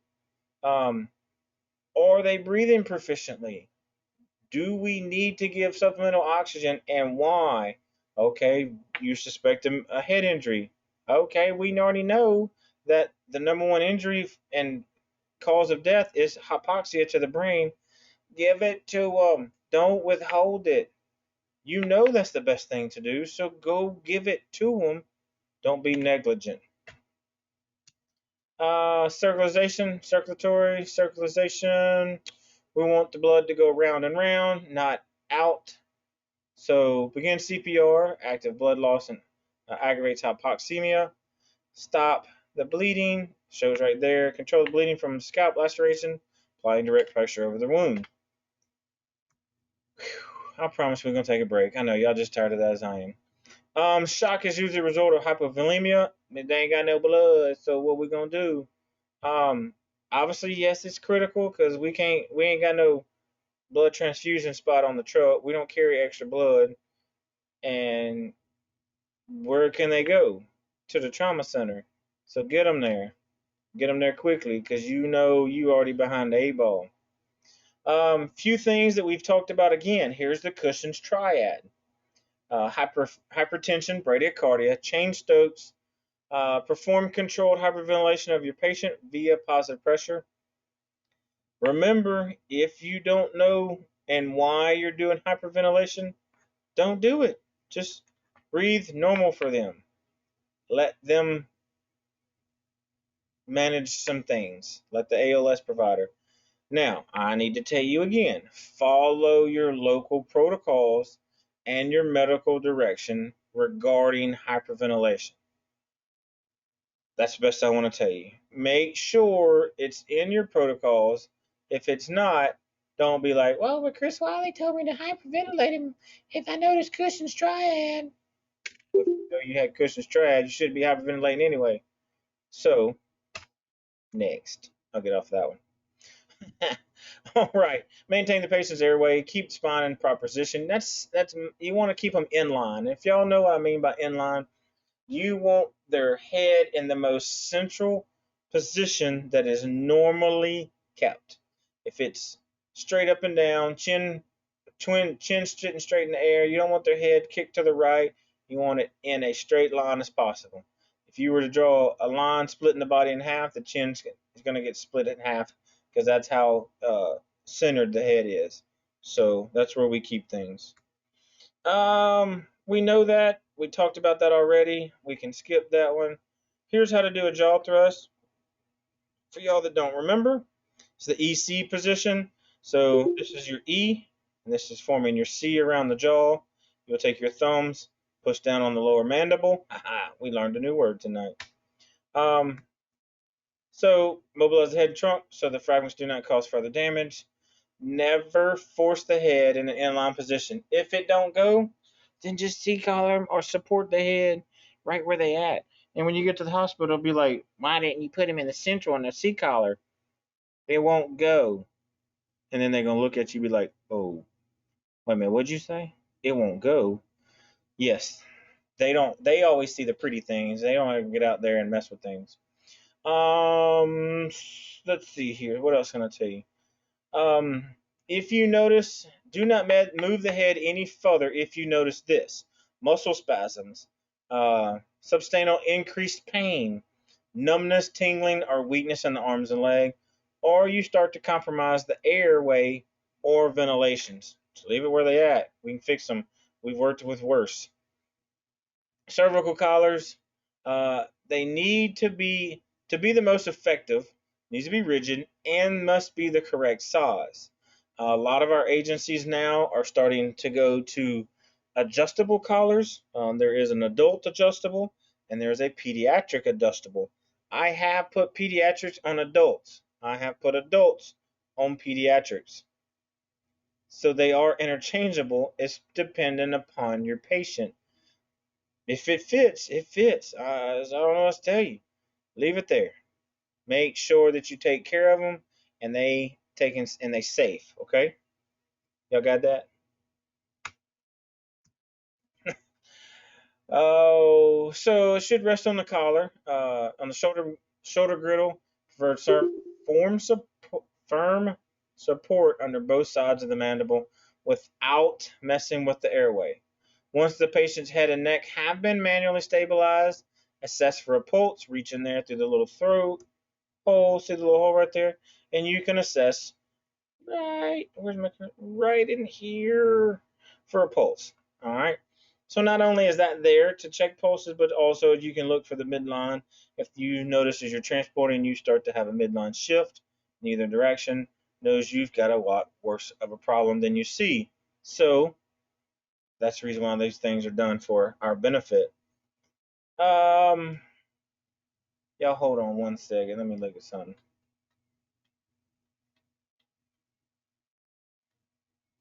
All right, I'm gonna give y'all a question, and I want y'all to answer it real fast.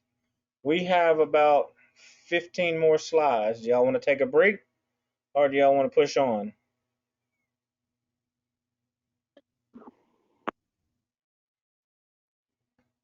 All right, Travis won. First one that speaks up. All right, we're gonna take a 10-minute break. I will see y'all at 8:07. All right, see y'all in a minute.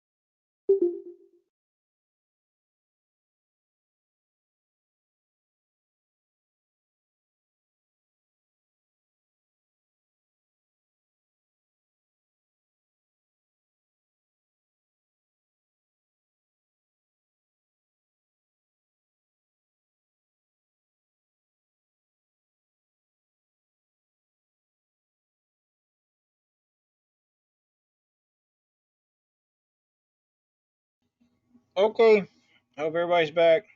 I think so. I know we lost a couple. I saw the numbers drop. They're gonna miss all the fun. All right, so let's continue this on to the next. Supine patients. All right. Nobody would tell me what a vacuum mattress is. Never seen one of those. Hmm. All right, so we're gonna secure them to the backboard. You can use spider straps, curlex, anything like that. Ready the patient for transport. Um, Depending upon your service, you may have a scoop stretcher or what your state also mandates. You can use a sheet carry, but be very careful when it's a sheet. Um, you may also slide the patient onto the backboard. That is correct. You want to do a log roll when you do that because there's a gap. But I'm not going to tell you that those are the only ways you can do it. If you need to move somebody and it works, guess what? It just works. So just do what needs to get done. Um, so sitting patients, use a short backboard, restrict movement to cervical. So if you have short backboards, that's not what I wanted. I was trying to look on the next page. All right. So basically, if y'all have ever seen them, they are the same thing as a long backboard, except it's just short. Sometimes people will also call them pediatric backboards. Um, go over some other ways that you can use them. Not a lot of people are using those because they are lengthy to apply them on, and then once you get them to the backboard or once you get them on to a stretcher or whatever else, you may have to remove them because of where it stops on the patient. So I'm not really going to go there. I'm just going to tell you use what your local protocols say and what your agency specifies. So standing patients are super easy, but you need to build that trust with these people because what's fixing to happen is you're going to put them on this backboard and you're going to lower them to the ground. Um, and it may be a two-person lower. You may have four people. Always. First off, when we go to do this, never let somebody move away from the feet. Always put your feet up against theirs and/or the backboard, and keep that backboard from sliding. Because if not, they finna go on a ride, and your agency probably finna pay a lot of money because they're gonna fall. But when you do, you need to be very, very clear on how you're going to lower this patient because you've now strapped this patient to a board that they can't see crap. And now you're fixing to attempt to lower them and they can't reach out and grab anything. So be very careful about that. We're going to skip straight to this one. I like KEDs. They're all called different, but they are KEDs. It's a short, tight backboard. I like using these also for pediatrics. When you flip them over, the their head can go right in here, and you can tuck their arms in there. You can go a little bit higher, depends on how big they are. This will fit around the chest, but KEDs are something that we're going to have to show you guys in the class and the boot camp on how to use and prepare to use for your national registry. KEDs are phenomenal, in my opinion. They are very good. I like the idea of them, but know how to use them. If you use the straps down here, yeah, there you go, Mickey. You know where I was going. If you use these straps to remove them from a vehicle and/or extrication, undo these white straps. The white buckles. You notice they're color coded. It tells you where they go. Be very cautious when you go to lay them down in their feet because they're going to be in a sitting position. And when you go to let their feet loose, undo these right here because if not, they're going to be telling you to undo them. So remember that. That's the only kind of negative about the only negative thing about that is the white straps. So keep that in mind. I may have not hurt the first guy. Yeah, so y'all just remember she's telling y'all some truth that just be cautious about these white straps. Just FYI, pay close attention to that, okay? Long backboards, they're no longer made of wood because over time they can be considered a porous material and absorb some some nasty stuff that I don't want. You keep your secretions to yourself. But for the ones that don't know, this is a head bed or head block, depends on whatever agencies you call them. Some of the ones now will still secure like this, but a lot of them have a sticky pad that just pulls out, like a little clear foam piece of paper pulls out, and it sticks to the backboard right up into there. These are regular spider straps, as you can see. This agency just uses different colors, but these are also put into the handholds. It just depends on what your agency has, so don't feel like you got to use those particular ones. Helmet removals.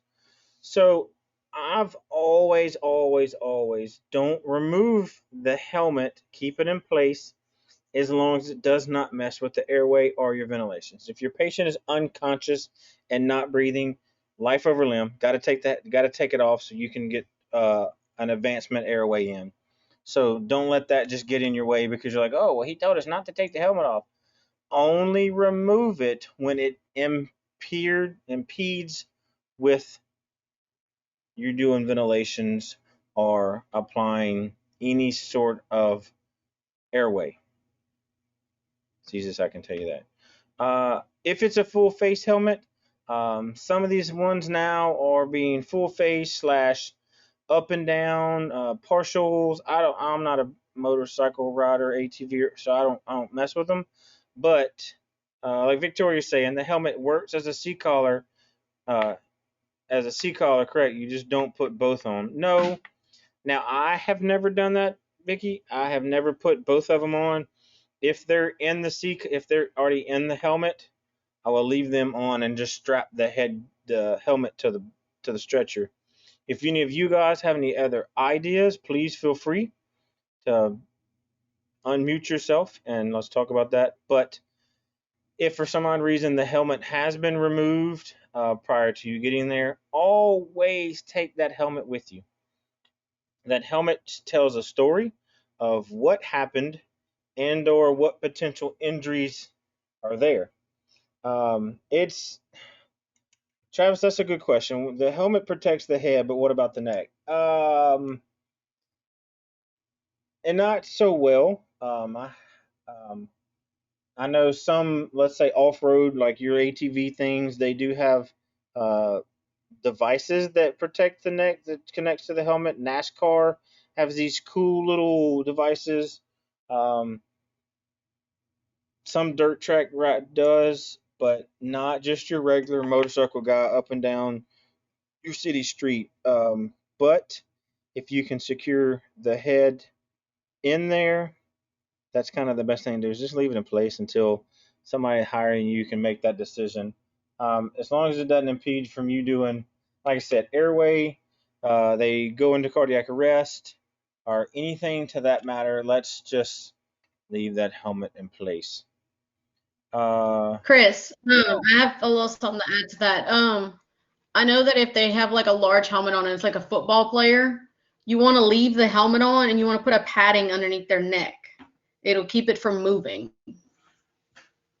Y'all get that, Travis? Did that help you out a little bit on that one? That was a very good point. Um, I honestly, I'm sorry, I forget some of these little cool, little nifty tricks. I'm so glad that y'all point that out. Thank you for unmuting and speaking. But it's to the benefit of all of us that we all do that, and just lets us know some of these nifty little tricks that we can all pick up from. You can put a roll of Curlex, works great behind the neck. Yeah. I mean, see, we've all got these little nifty tools, and you'll make. I hate saying this, but it will make more sense to you when you put your hands on it if you don't have the abilities to do it now. But when you show to boot camp and you're like, oh, that's what he was meaning when y'all go from station to station. So I wish that I could. I don't have a helmet out here, but I got a C collar and a headband, but that's really not going to help you out for me to put myself in there and show you how to do that. But once you get hands on and you have a little bit more of ability to see that during the skills stations. And just remember, you're going to have plenty of time to play with this and put your hands on it. Each one of you has to do the skill just because you may be helping in that station. It gives you the opportunity to learn and ask questions. Hey, Yes. another point I wanted to make for some that may not know: when you put somebody on a backboard and you strap them down, I know women, especially myself, are women that have larger breasts.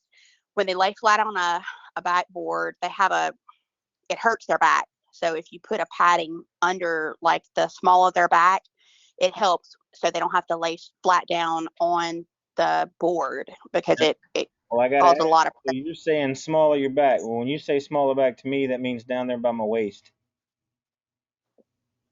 well, in the natural curve of your back, like above your butt crack.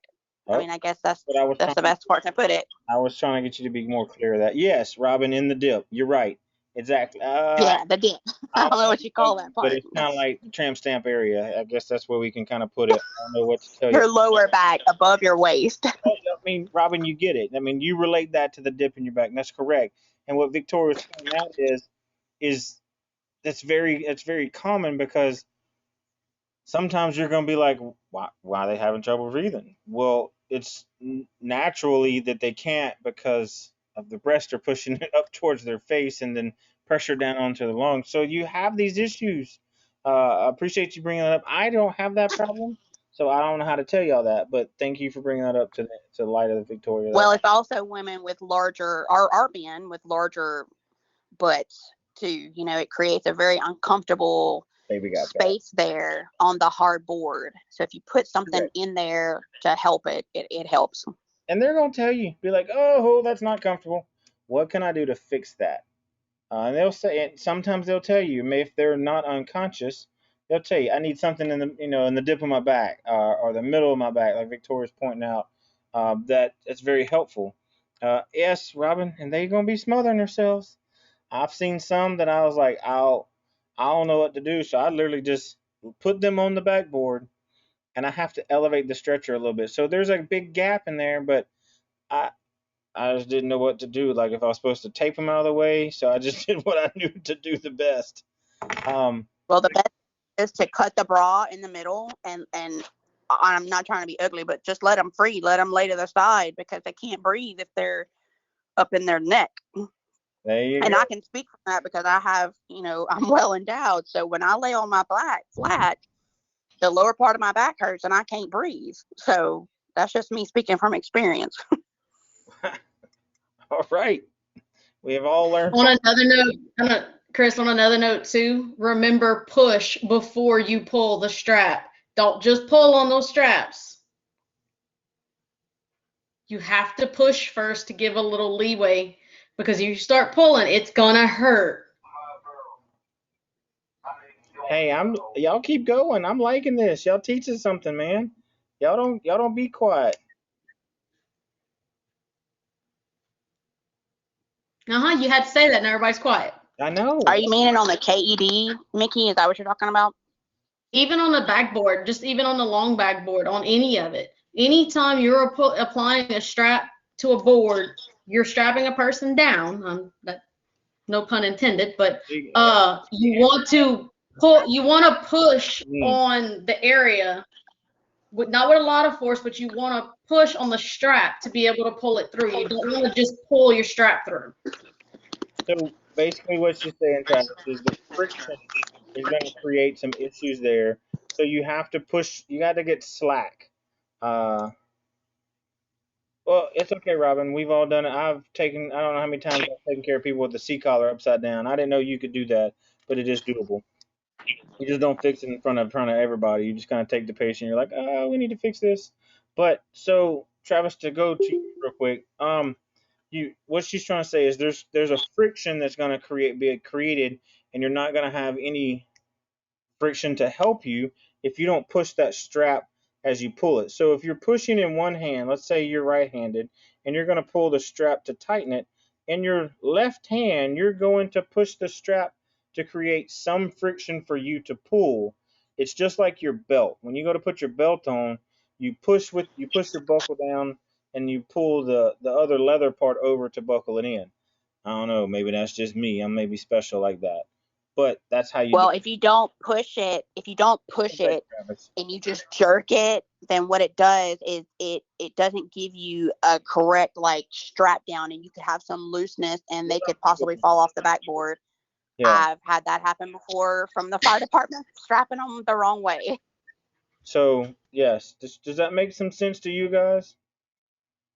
And the force could cause more injury because you could accidentally jerk your patient and cause more injury than you intend to. Yeah, like they said. How about that? Go over the last little bit. So in the helmet removal, it's best to have. It's a two-person deal. I don't really know about this helmet because I don't know which one they're talking about. If I had a picture to tell you how to remove the helmet, it may help because each individual helmet out there is all different. But actually, if you have to remove it, it is a two-person removal. Don't forget of that. Don't forget that it's two people to remove it. You've got to go slow. It's like delivering a baby. You got to go as slow as possible and as smooth as possible. You start jerking, you're going to create issues and injuries.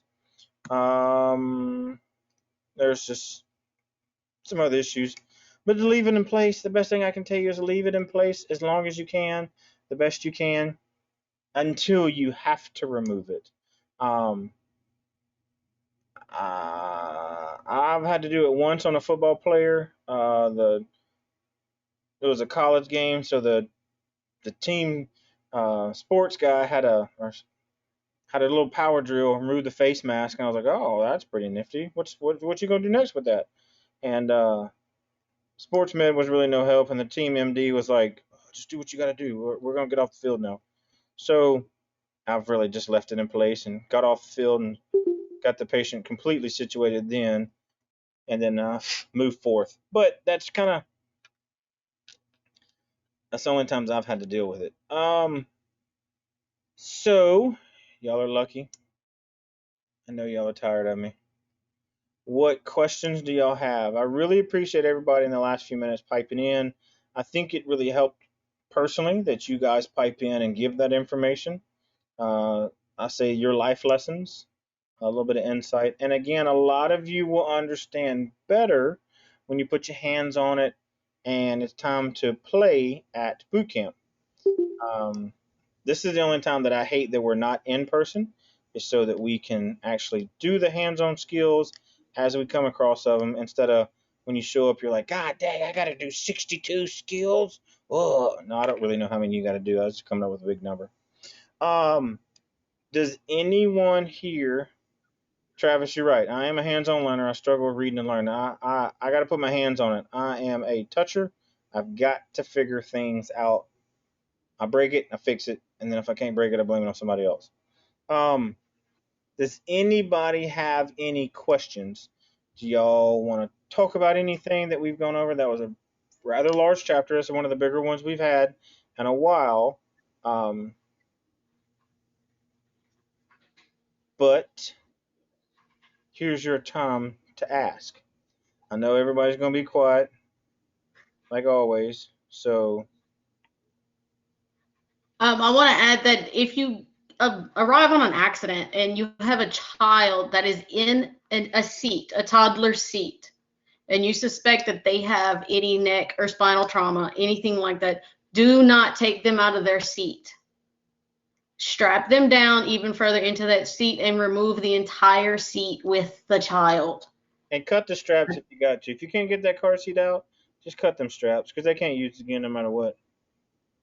Cut the seatbelt. That's it. Just cut it. But you can do the immobilization in the car seat. You don't have to take the child out. That could cause more damage if you take the child out. Yeah. Also, if you have a child that is for some reason not in a car seat and they're in an accident, a small child, the best backboard to use would be the KED. You strap them in a KED, and then you put the KED on the spine board.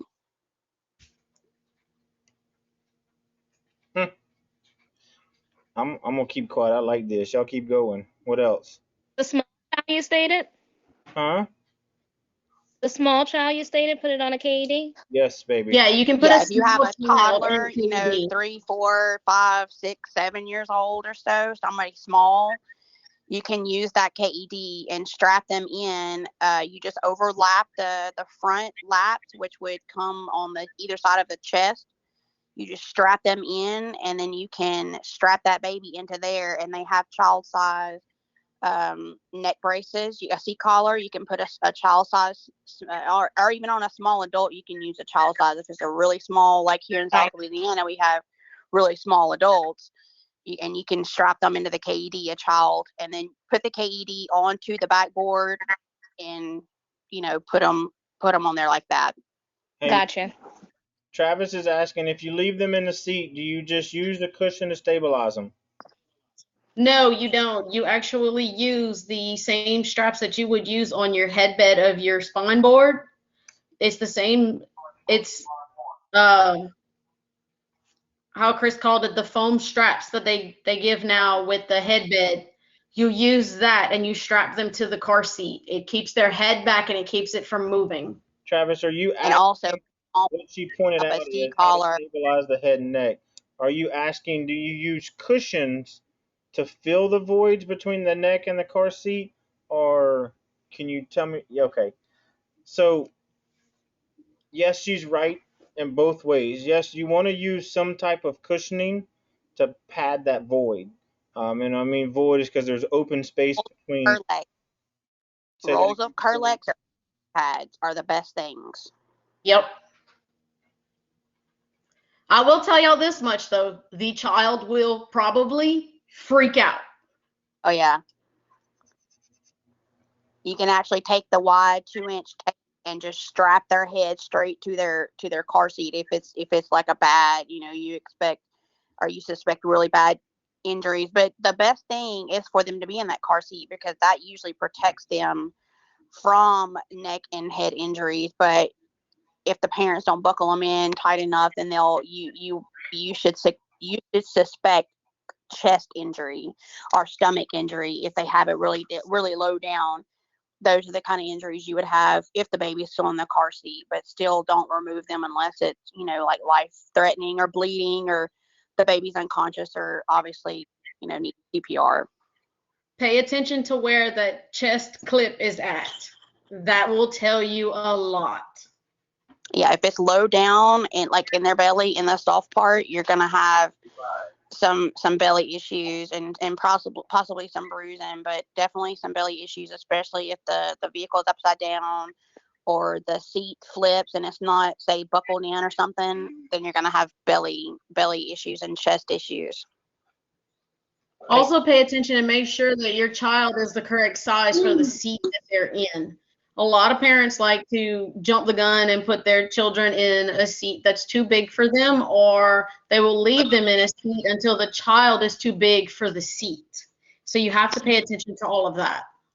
Travis, if they're in the seat, then no, you would not take them out unless there was like significant bleeding, or like I said, the kid was unconscious. If they're in the seat, you just secure them in the seat, take them to the hospital, and let the doctors in the ER take them out and examine the backside of the child, because the only way there would be backside injuries in a child seat would be if something like a pole or a tree came through the backside of the car seat or through the car seat and hit them, because that's going to protect them. That seat is going to protect their backside anyway. I would say just do like a hand sweep, which is something that we learn with the trauma assessments. You do a hand sweep behind them. Yeah, you'll just check for bleeding. Don't try to move them. Don't try to jostle them at all, because that could cause more damage. Like Chris said, the child's not going to tell you, especially a baby. They're not going to say, oh, that hurts. It might hurt them, but it's not going to hurt them the way that we think it hurts them, or the way they think it hurts. Right. And on a child, just remember they compensate very well. They may look like they're doing fine and then all of a sudden crash and die. But if you get to a child and it's in a seat like that and the baby's not crying, you should probably suspect something, because most kids that are in that kind of situation, they're going to be screaming bloody murder. So if the kid's not crying, you might want to check again, just double check them and make sure they really are okay. Hey, Ron, I got the second. Guys, I don't know if y'all noticed, and Brandon, I don't know if you're able to talk or not, but Brandon's in our class tonight. He's going to be another one of our instructors. Brandon, this time, and I'm not trying to point you out if you don't need to say anything or if you don't want to, but if you got anything you want to key in and speak upon, please feel free. I knew Brandon was coming in tonight. I talked with Rob. He's, like I said, going to be teaching soon for us. I know he piped in at the beginning, but kind of open the floor for anybody else if y'all want to say anything. Well, that's all great info, man. Everybody's got some really great advice. I mean, I don't have anything to key in at this point, but really appreciate everybody's feedback on that stuff.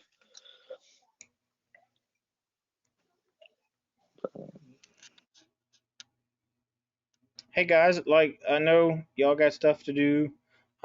It's my first night on the rig. I got to do a few more things to check in. I appreciate everybody really much in this chapter. I know it was a lot. If y'all have questions prior to you taking your test, please feel free to reach out to me. Again, I think everybody in here has at least reached out to me once. Email, Facebook. Y'all can hit me on the Facebook EMT page or whatever. So feel free. I know majority of y'all want this. This is your attendance and your class code, so y'all can take your test. Yes, I will be unlocking the test. It should be unlocked right now. I unlocked them at 8 o'clock. It's automatically. So everybody can get that. If it's not unlocked right now, give it just a few minutes. 27 should be unlocked already, Travis. If you're, I should have fixed that, but it should be unlocked today. So let me say this so everybody's paying attention. The class code is the @ symbol 27 exclamation non. Victoria or somebody, can y'all type that in the chat too so everybody can see it? Thank you. You read my mind. Yeah. So everybody get that. Make sure if y'all are having trouble with your attendance. Somebody's got a call. Bye. Be careful. If you have trouble putting your attendance in, please send the screenshot to email Rob and I so we can know that we can count you there.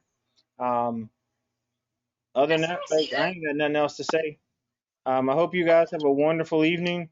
Safe evening. Again, hit me up if y'all need me, and stay safe until Thursday night, folks. Holla. Chris. Yes. Go ahead. Hey, is chapter 27. Hey, is it gonna be open tomorrow? Hang on, let me look. I'm actually right here in the 27. Because I left my computer It at closed my other. April 10th at 11:59 at night. Okay, so I got enough time to take it. Yes, sir. Is that the only one you missing? Yeah. All right, I got a couple that have slacked off, and I'm not trying to be nobody's daddy, so if they don't get no grades, they don't get no grades. It ain't me. I think I did 26. I think I'm on 27 now. Yeah, you doing good, bro. Whatever you doing, you rocking it right now. So. Okay. Yo, who's that? Hey, this Henry. Yeah, what's up, dude? Hey, I sent you an email, but the module test, I got locked out of it. I'm trying to take it. I know I'm up on everything except for that one. Somehow I took the test. Somehow I got confused with it. What? Henry, is that right? Yeah, Henry, you hadn't Yes. at all yet. Huh? It doesn't even show that you logged in. On what? The module? Yeah, for your module 3 test. Why? So. Okay. But it's just tell you what, email me on the side and we'll talk about it. Okay. All right. All right, appreciate it. Chris, was everything good on my end? Robin, hang on. Let me look you up, love. I got a bunch of. I gotta find you and then click on you first. Okay. Robin. The only thing I think I'm missing is 27 because I was still trying to get to that video. I couldn't find it. Well. Yeah, me neither. Issues on getting it up there. Robin, what you in on Canvas under? Under my last name, Robin Laverne. Oh, hang on. Let me search for you. I'm in there. No, there you are. I see. It's just no. You just in there as Robin. Hang on. Let me find it. Yes, Chris, I was able to find chapter 27 actually on the ARES yes, it's recorded classes. I found it. It just, the slideshow doesn't keep up with the lecture. Like the slideshow goes ahead. Well, I was at the hotel working off my cell phone. So, Robin, it's up there. It is just you are squared away until chapter 27. You may just be better off listening to that slideshow, listening to the presentation instead of just watching it because you're probably gonna get confused. Okay, and another question, since I'm just watching, I know the test is gonna close on the 10th. The attendance close on the 10th as well since it's posted late. I corrected that. So I posted it on the 5th. So I made it for 5 days later. Okay, so the attendances for that class as well is gonna be good until the 10th, right? That's fine. Yeah, it was on me, so that's not you guys' problem. That's on mine. Okay, I just want to make sure I had enough time to get into that tonight and go through it. You got till the 10th at 11:59 on the chapter 27, and on chapter 28, what we just went over, you have the until the 11th at 11:59. Gotcha. Okay. All right. So much. You have a good one. You too. Be safe. Thank you. She got accidentally, whether it's back or not, right? How could you do this? And she instantly went into this super nurturing. Alex, you good, or did I answer your question? Yeah, but so the video is still on YouTube? Yeah, so the video is up there, and there was some delay and some issues, and that was because I was working off my cell phone because the hotel Wi-Fi was down. So just listen to the lecture. If you watch it, you're going to be like, what the hell is he talking about? Because it's delayed. Okay. All right. Where you go on YouTube to look it up at? Or you can just send me the information I tell you what, if you on Facebook. Message Mickey or Victoria, because when I put it up there, I completely see it different than you guys. So I don't even know how to look for it, to be honest. So if you will, Alex. Yeah, what's up? There they are. I found it on the actual ARES online training main page where we used to go to class. If you go into the courses and you can go to EMT courses and you go at the bottom where it says pre-recorded or recorded lectures, it's in there. It says the title of the chapter. But did you buy your book new? Yeah. If you look in the back of your book, there's a code that you can scratch off. It tells you what website to go to. It will read the entire chapter to you. Phenomenal information. I know, right? I love it. I'm not one to comprehend when I read, so being able to listen to it really helps. Okay. Well, all right. But it only works if it's a new code. Okay. But if you have any questions, feel free. You can message me. I mean, we're all on Facebook, so. Yeah. Okay. And you notice I all right. certain people. I'll message you tomorrow. Because like I said, my computer is at my other station. I thought I put it in my truck. but apparently I didn't. So I'll get that first thing in the morning. And It's okay. I forget to plug mine in all the time. But I thought I had my computer on me. I left and got to work. When I got to my other station, I'm like, I've been calling folks all day. Have y'all seen my computer? No. My mom said, well, call the other station. I was like, she said, yeah, it's still hanging up on the chair. I'm like, okay. It happens. Yeah, I thought sure somebody stole it because that computer was $300 some. Oh, I feel you. Mine's new too. No, Alex, I do not have it. I take it y'all know each other? Yeah, we work for the. Me and Victoria went to school together the first time together, so we know each other too. Yeah. Well, all right, like I said, if you don't have any, Alex, if you have any questions, you can message me. That's fine, or anybody can. All right, I'll hit you up tomorrow. Before we make sure we're on the right track. All right, y'all have a good one. You too. All right, Alex, you can call me. All right. All right.